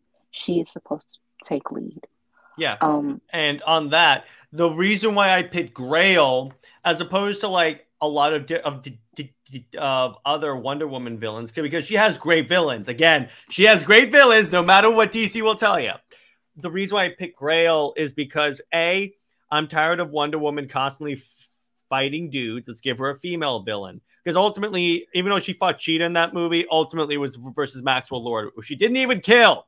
So the reason I picked Grail is because I was thinking of that Justice League Unlimited episode with Regia, where it's basically like you have the radical anti-male Amazon, and Diana says, no, this is the right way. So you can kind of challenge the ideology, but also build it up. Yeah. I mean, with that, that was still kind of, I guess you can have an Amazon like that, but I want to stray away from that because so many people think that the Amazons are man haters and being that radical. Well, Like, that would be me critiquing that, because ultimately the lesson is no, they're not. So some are, because you're going to have radicals in like I even considered bringing the Bana Migdal, but they're not like. But ultimately, Diana says this is not who we are as Amazons. yeah, I honestly, everyone is supposed to learn from Diana, even with the Amazons, you know. And again, you know, honestly, everyone is affected. When Diana is old as dirt and doesn't, you know, complete her mission or you know, just ignore it or whatever or stray away from it, every plot line or every lesson learned or whatever, that is completely just fumbled because the Amazons are supposed to move forward as well. I wouldn't say completely open to man's world like that, but at the same time, they are not opening the island, but just opening themselves to be a little bit more communicative, I would say. And Diana's role as ambassador too, that is completely ignored. You know, you want her to be ancient, so of course she's going to be working at a museum. I mean, that was very much on the nose, but I would rather for Diana to be the ambassador because again, her purpose is challenging the system the way it is at that time to move it forward. It's not her being old and basically giving up on things and still, even with her becoming queen, we still don't have like what is her impact within man's world, the outside world, and the change that she brought there. Like what change did she bring to man's world as well? Because with the plot of whether it was Hamada's or Snyder, it was still Batman being the ultimate hero at the end. So even Clark's, yeah. And what we could have in either of our movies is have a scene where like Ambassador Diana comes on TV and like they do an interview and she talks, and we could have the people talk about how much of an inspiration she is. Yeah, or she's addressing the people, giving them inspiration. But like I said, you have Batman being the ultimate hero, even Clark's baby, or at the time Bruce's baby, he was playing the uncle dad or whatever. It was going to be Batman 2, a powerless kid becoming Batman, and that was the main story. Everyone else was kind of like a plot device. And yeah, it is Diana becoming queen, but again, what is her impact in the outside world? Then you have Hamada, which is just crisis. So basically everyone was just going to die. So we really don't know, again, what is Diana's impact there. Tomorrowverse, I mean, we didn't get to see, like, with Earth 2, what their impact was within that. But for her to have that impact with being the end of the, she's the beginning of the end, or the end of the beginning, and starting a whole new world, I would say that works for the crisis. But again, Well, wait a I would second. rather see. The Tomorrowverse did have an impact. It showed how to make a really crappy Green Lantern animated movie. Yeah, but with Diana, um, we still didn't see Earth 2, how they transitioned from the JSA to the younger generation. You Mm-hmm. know, we didn't see how just that whole evolved. Diana did express that she saw people, she's seen friends and she's seen enemies die. But what about everything else though? What has she established? And she felt like she still was lost though. You know, even though it was a beautiful bittersweet scene, it was still that she felt like she didn't really accomplish anything until she made that ultimate sacrifice. And that's still something that Wonder Woman shouldn't have. It's supposed to be that she assured has been assured for herself and seen that impact she had before she decides to give up her immortality, or or just anything like that. Just as Kingdom Come, Diana failed her mission. She was stripped of her royalty. She was stripped of her title, and she had to get it back. And then once she got it back, she felt fulfilled, and she learned from that and became a teacher. For the younger generation of heroes, for me, in my head canon, in a sense, I would think Diana actually became a teacher. Like, Hey. you know, but um but yeah, something like that. I would want Diana to have that sort of impact, and that needs to be shown in animated universe, and any future hypothetical or maybe animated shows, live action. Just give us the Wonder Woman we know within the comics, and balance out. If you want her to be the warrior, let her be the warrior of peace. That is so much better than just extremely going warrior and extremely going pacifist or something. The warrior of peace is, she's fighting for everyone. And it's not chopping off heads or anything. It can be a physical fight, but it's also the emotional and verbal fight too. Which is And why I have a debate in my movie. yeah, just something like that. And yeah, let Wonder Woman be political, because again, as an ambassador, she's dealing with the government. I don't, Mm-hmm. we don't need her associated with the military, kikiing and stuff like that, especially that's why we don't need Steve. But she does need to have that established of being and associated with the government only to be against it and piss them off. I love when Yeah. you But by the way, on that, the other kind of idea I have would be like would be like she's like being hit on by a guy and she like blows him off, and then someone goes, "Oh, come on, Tom." So in other words, that would be my the Tom little Tresser cameo. cameo. Yeah, exactly. Yeah, But anyway, yeah. so go on. And also again, establish her relationships, respectful relationships with Mhm. the Justice League. The guys, sure, they can have a little crush, but don't drool over her like that. They have a maturity and respect for her, and establish her, bring in the more female Justice League members as well. At that point, well, Establish because at that. this point you had the Birds of Prey movie, so you even had Black Canary. Yeah.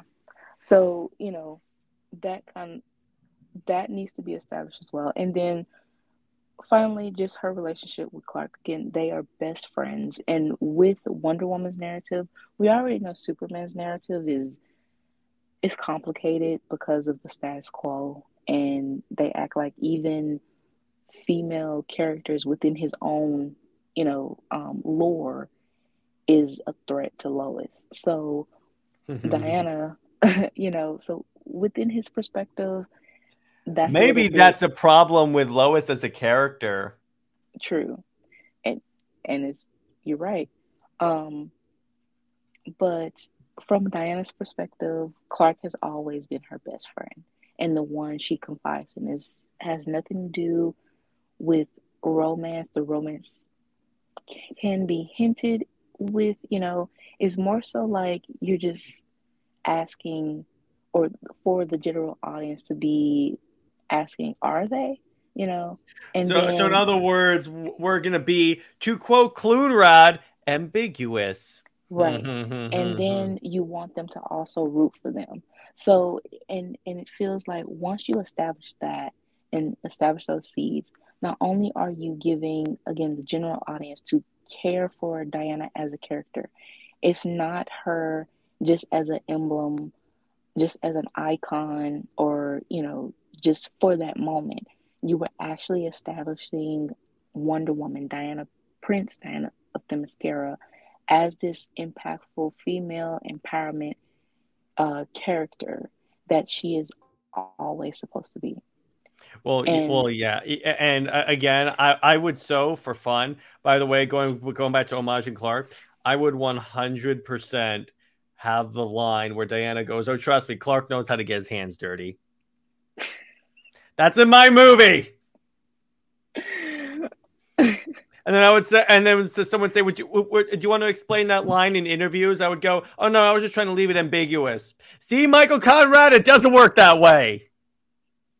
No, I'm sorry. I'm still kind of salty about that because it's like you're trying to be ambiguous, but literally have that. It's not only that. We looked at the line. Diana says, believe me, Clark knows how to Clark has no trouble. Well, actually, you know what? Screw it. We're at the end of the PowerPoint. Let's look up that line again. Let's do this. Well, I have to, because I'm sorry. That thing constantly bothers me in a good way. But okay, here we go. So here's the line. And we actually run it live on air. And I have my friend Nick. He backed me up that this is like not ambiguous at all. Hang on. I'm pulling it up. Yes, I am doing this because you know what? It is worth it. Why did it bring up the Supergirl comic? Hey, DC, your website may have problems again. All right, here we go. Of course it does. Is this one? Can anything... Okay, here we go. So Clark says, I could have flown around and met you on the other side. And then Bruce says, what? Don't want to get grease in your cape? Here's what Diana says. I assure you, Clark knows a thing or two about getting his hands dirty. I assure you. I assure you. The assure you is the other part where I'm like, that's not ambiguous, brother. The I assure you. Clark knows a thing or two about getting his hands dirty. I'm like, Yeah. Oh gosh, but anyway, but yeah, ultimately the thing about this is, I think for some reason a lot of Wonder Woman fans, if any of the male characters are in the movie in any capacity, they would freak out. But that's why I'm very clear. It's just a cameo to like show her interacting with the other superheroes. Because so far the only superhero which she really never got any interaction with was Superman. And I'm sorry, assuming this is the end of the DCEU, you can't have Wonder Woman and Superman never interact. You just can't, because that's like having a cinematic universe where Batman and Superman never meet. Yeah, and the thing is, that was such a elephant in the room. I mean, even it was, I want to say it was Good Morning America, but Amy Adams was asked like about Superman and Wonder Woman getting together, and she was like, and it was very awkward, and she was like, well, no, he's with her character Lois or whatever. And it was kind of like knowing, and I think she did have another interview, but it was knowing that Superman and Wonder Woman's relationship was the big elephant in the room. And it's crazy that they can't communicate, talk to each other, because even as friends, it would overshadow him being with Lois. And that's the same thing with comics. And pretty much that is why their relationship is as bad as it is and distant now, because post-crisis, when Superman was married, they cut that relationship off too. Then after New 52, how terrible they just treated it as something that was a mistake, that was something, even as friends, they just couldn't be, you know, respectful towards each other. And to have these writers purposely screw over a relationship for another relationship. That was popular, mind you. It wasn't like it was a popular that was flopping. A relationship that was popular. That's the astounding thing, that it sold so well. And then when they did the lowest book, it tanked hard. Right. But the other thing, it's like, I mean, I like to think that they would have interacted more if we at least got a Justice League 2, because the Justice League 2 is more like the Justice League is now saving people and stuff. So at least they would have spoken to each other, even though they kind of did with Kal-El. No, but still, the point is, again, a lot of the critiques that people had about the DCEU was just because when it was getting good, it got lopped off at the knees. Yeah. Which is sad, which is, again, more fuel to the fire to my belief that WB should not own the DC IP anymore, because they have run that thing into the ground. At least when AT&T owned it, we got the new 52, baby. So apparently, maybe AT&T could buy DC. I know they're not going to, but rebuy it. I mean, at least please take it, because the last time you owned it, we got arguably one of the best periods in DC's history. So there you go. But it's really like, wow. And here's the thing. It is kind of poetic that like this episode is talking about Wonder Woman 3 as an end to the DCEU. And it features a character that was, like, for the longest time, the high point of the DCEU. So it's kind of poetic ending with Wonder Woman. Yeah. Yeah, go ahead. Oh, I was just gonna say, to me, honestly, if you want Diana to maintain this immortality type characteristic, and also, I think what's kind of giving me that perspective is Wonder Woman Immortal. Immortal Wonder Woman, because just the fact that she was the, she birthed another universe, and it felt like, again, Diana, she is so full of life. She celebrates life so much, and she is supposed to be like this, this sunshine for the Justice League and for just everyone. But you have writers and fans and WB, DC belittling her impact, though. And especially for little girls, because little girls, young women need that type of, you have it with your own mothers and any other, older woman figure in your life. But as a character that you want to look up to, Wonder Woman is that character. But if you have her being disrespected repeatedly, in story, or you have her chasing after a dude, things like that, that is going to influence that young girl, and she's going to do the same thing. I've seen some female fans say they like Batman because they've seen Wonder Woman within the DCAU, chasing after the bad boy. So they like bad boys. God. That type of thing. Thanks, Bruce Timm. Yeah, that type of thing, you have to be careful, because that influences the young mind. But Wonder Woman is supposed to, again, challenge the ways of the system, challenge the gender roles. That doesn't mean she become have Steve as a manzel or whatever.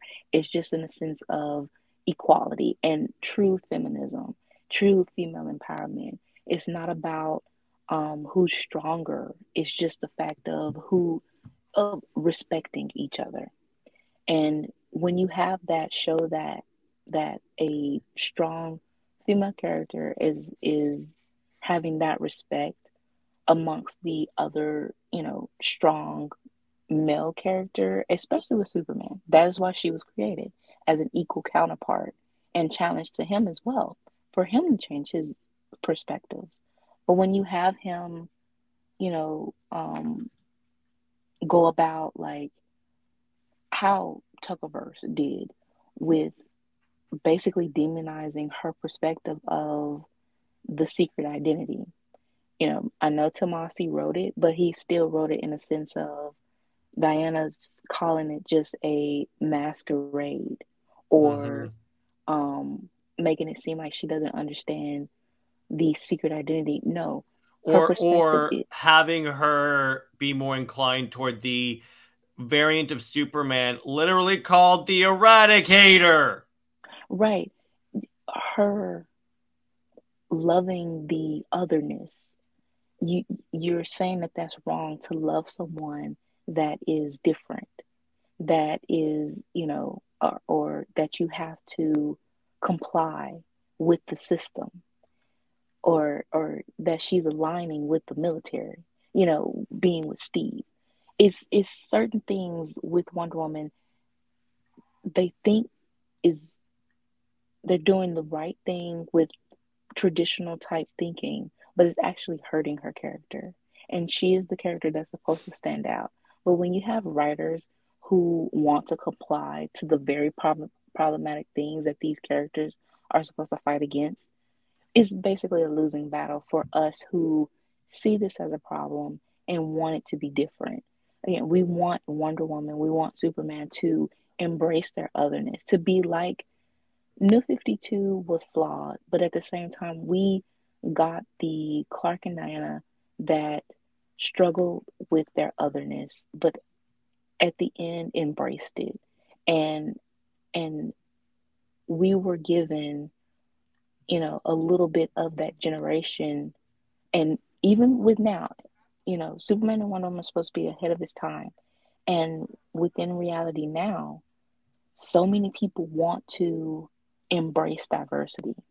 They want to, celebrate their culture and be prideful of who they are. Well, the very characters that's supposed to represent that are now Superman being a very conservative, kind of, you have Jurgen saying that he's only human, doing these xenophobic. So Superman is what I can do. Clark Kent is who I am. And I'm like, screw you, dude. Right. And then you have Wonder Woman where Tom King is, I guess, hashing out his PTSD mommy issues, forcing her In to which case, be I'm a little concerned because he literally has Wonder Woman punch her mother. a mother in the face. Right. Oh, and That, Trinity does that to Diana, and I'm like, no version of Wonder Woman would do that, even at that age. right. And also the fact that you're forcing her into motherhood. Motherhood is such a sacred, important thing. But the way he's doing this story is a little bit offensive and insulting to motherhood because you haven't really shown that importance. So Plus, here's the thing: I don't think DC expected Trinity to be received as poorly as it did. that's true, but he still is rushing this storyline. And with Diana having this random kid that she's adopting, and again, the establishment of we just don't have that connection of Diana as a mother. Even trying to her hinting at it, with Clark, she hinted at it. She said that with Wonder Woman 52, she let that go, that idea of, kids and marriage or whatever, all of that go once she became a member of the Justice League, and just her sole focus was her mission. But as we see in Elseworlds and New 52, they became a serious couple, and she admitted that a marriage and kids was, kind of a thing. We had that theme in Post Crisis where most of their dreams would be implied marriage and a kid on the way or something. Or Kingdom Clark, Come, not with Lois. right? Kingdom Come, a kid, 5 kids. Most of the Elseworlds, they have kids. They have, that sort of build towards that. This in main continuity, no, it's not built towards. It's very just out of the blue. And then again, even with saying her motherhood is revolving around Steve dying or his whatever, his tragic end is so not only is Diana grieving a guy that she practically wasn't even with, but she's also becoming a mother to an adopted kid that she really has no connection with. So it's a lot of things that is very problematic with Wonder Woman. And they think that can be something that can be interesting for her, but it does more harm than good long term. I agree, and we'll certainly see what the landscape looks like when we get to like October when they relaunch everything with the new storyline.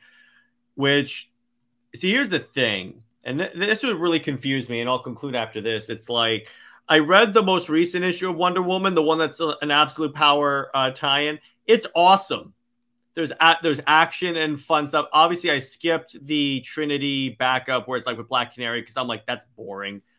But it's action-packed. It features everyone. And I just realized it's not necessarily Tom King's writing. I mean, there's a portion of that. I just don't like his story with the Sovereign. Well, I think I said this on your stream the other day, or was it last night? But yeah, Scott Snyder kind of confirmed that the Sovereign story is continuing. But he said other story, but he did also say that there would be the only thing new is bringing Trinity being born, but other than that, it's still Sovereign's story. No, but I understand. He said there's gonna be new story arcs that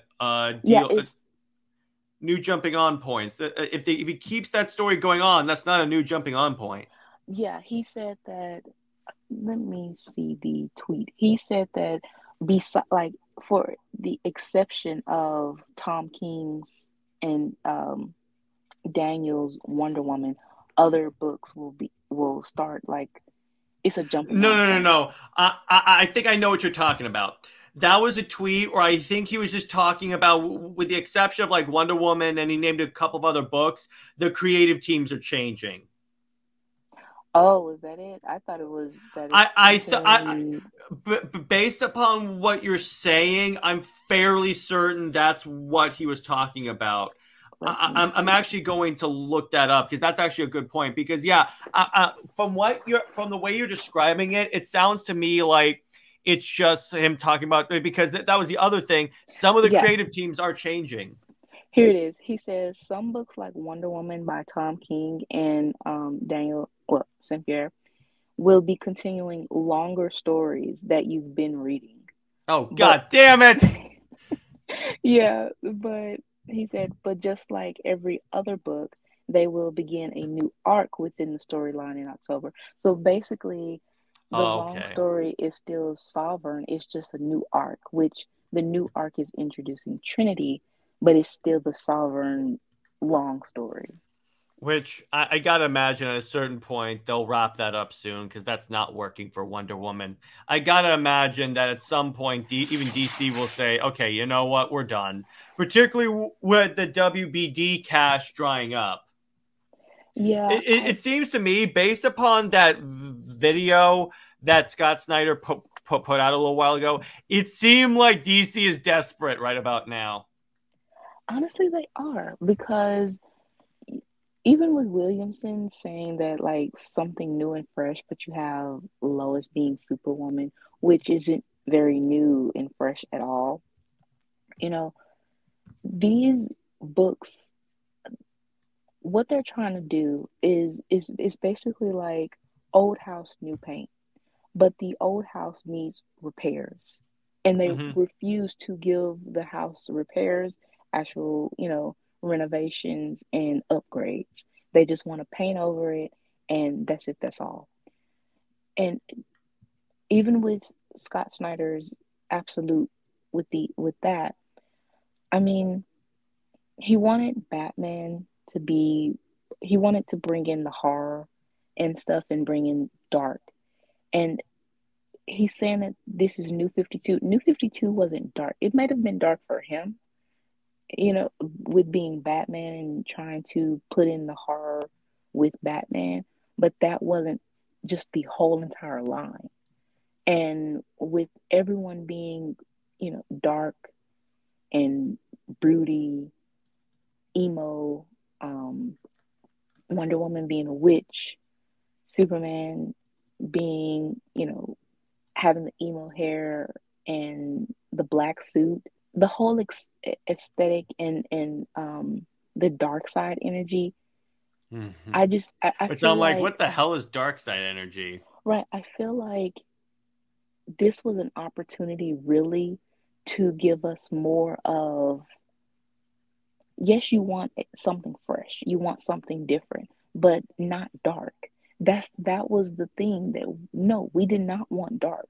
We wanted a different, like, you can have them in different genres or different type of um occupation, like the whole rumor of Diana being an archaeologist, or Clark.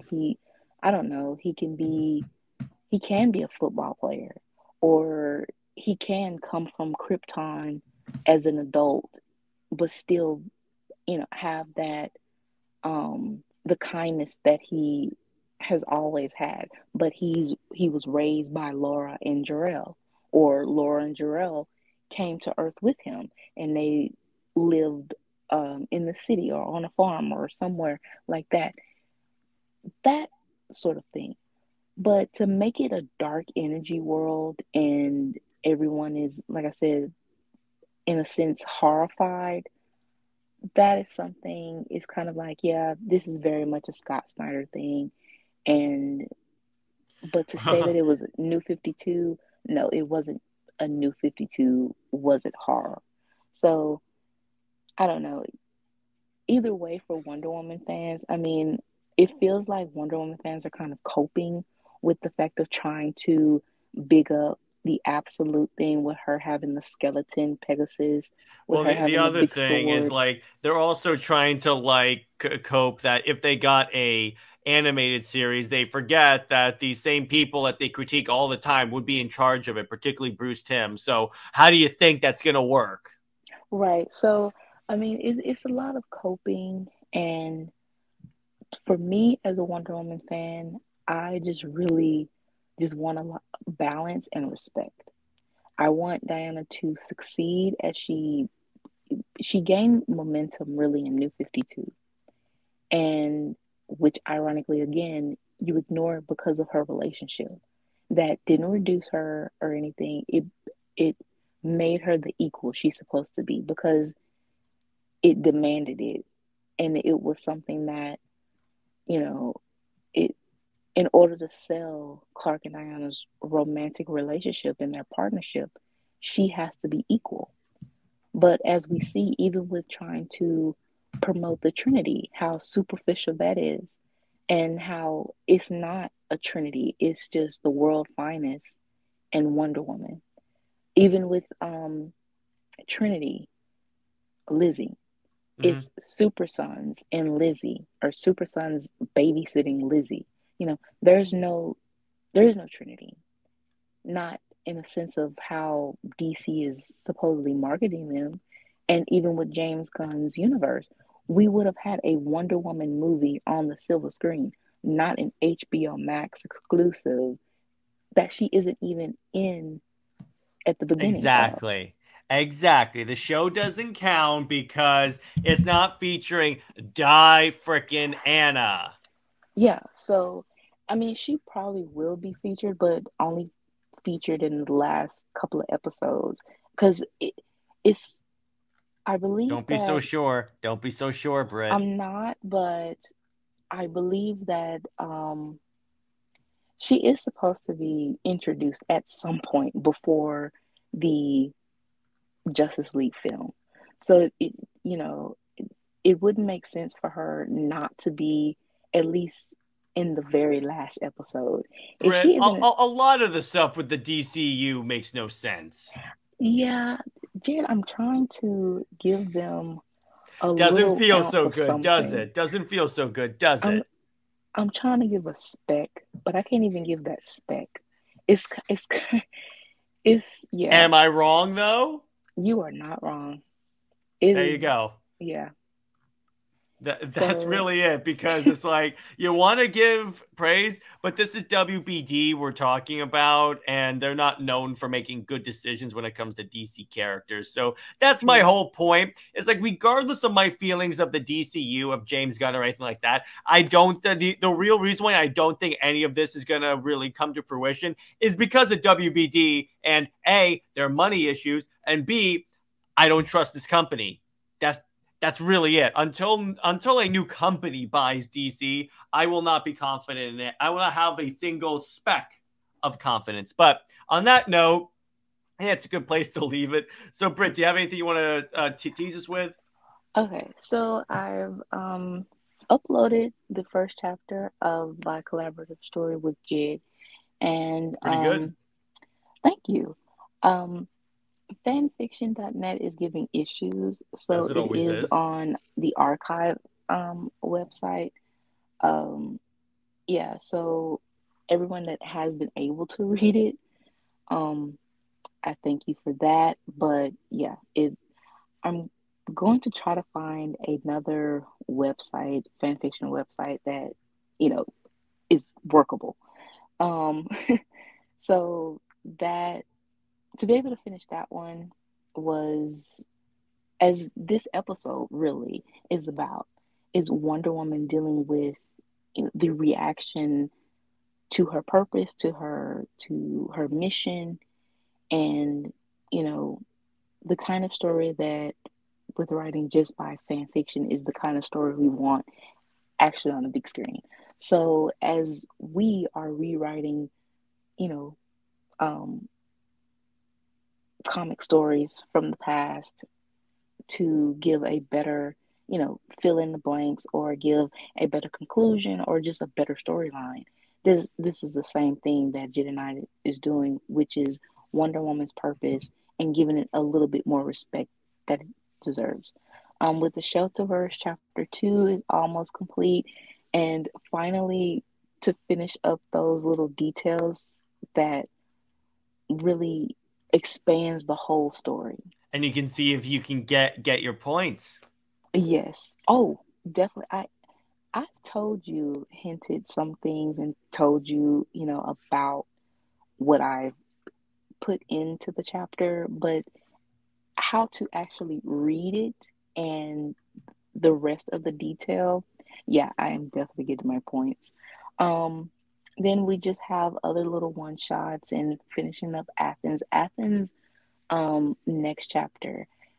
Finish writing the Justice League in ancient, you know, ancient Greece is so much fun to introduce them and um, just to build that is something that's kind of like, oh wow, I actually was able to create, you know, something that I never thought that I could, to go back in that sort of era to write the Justice League in.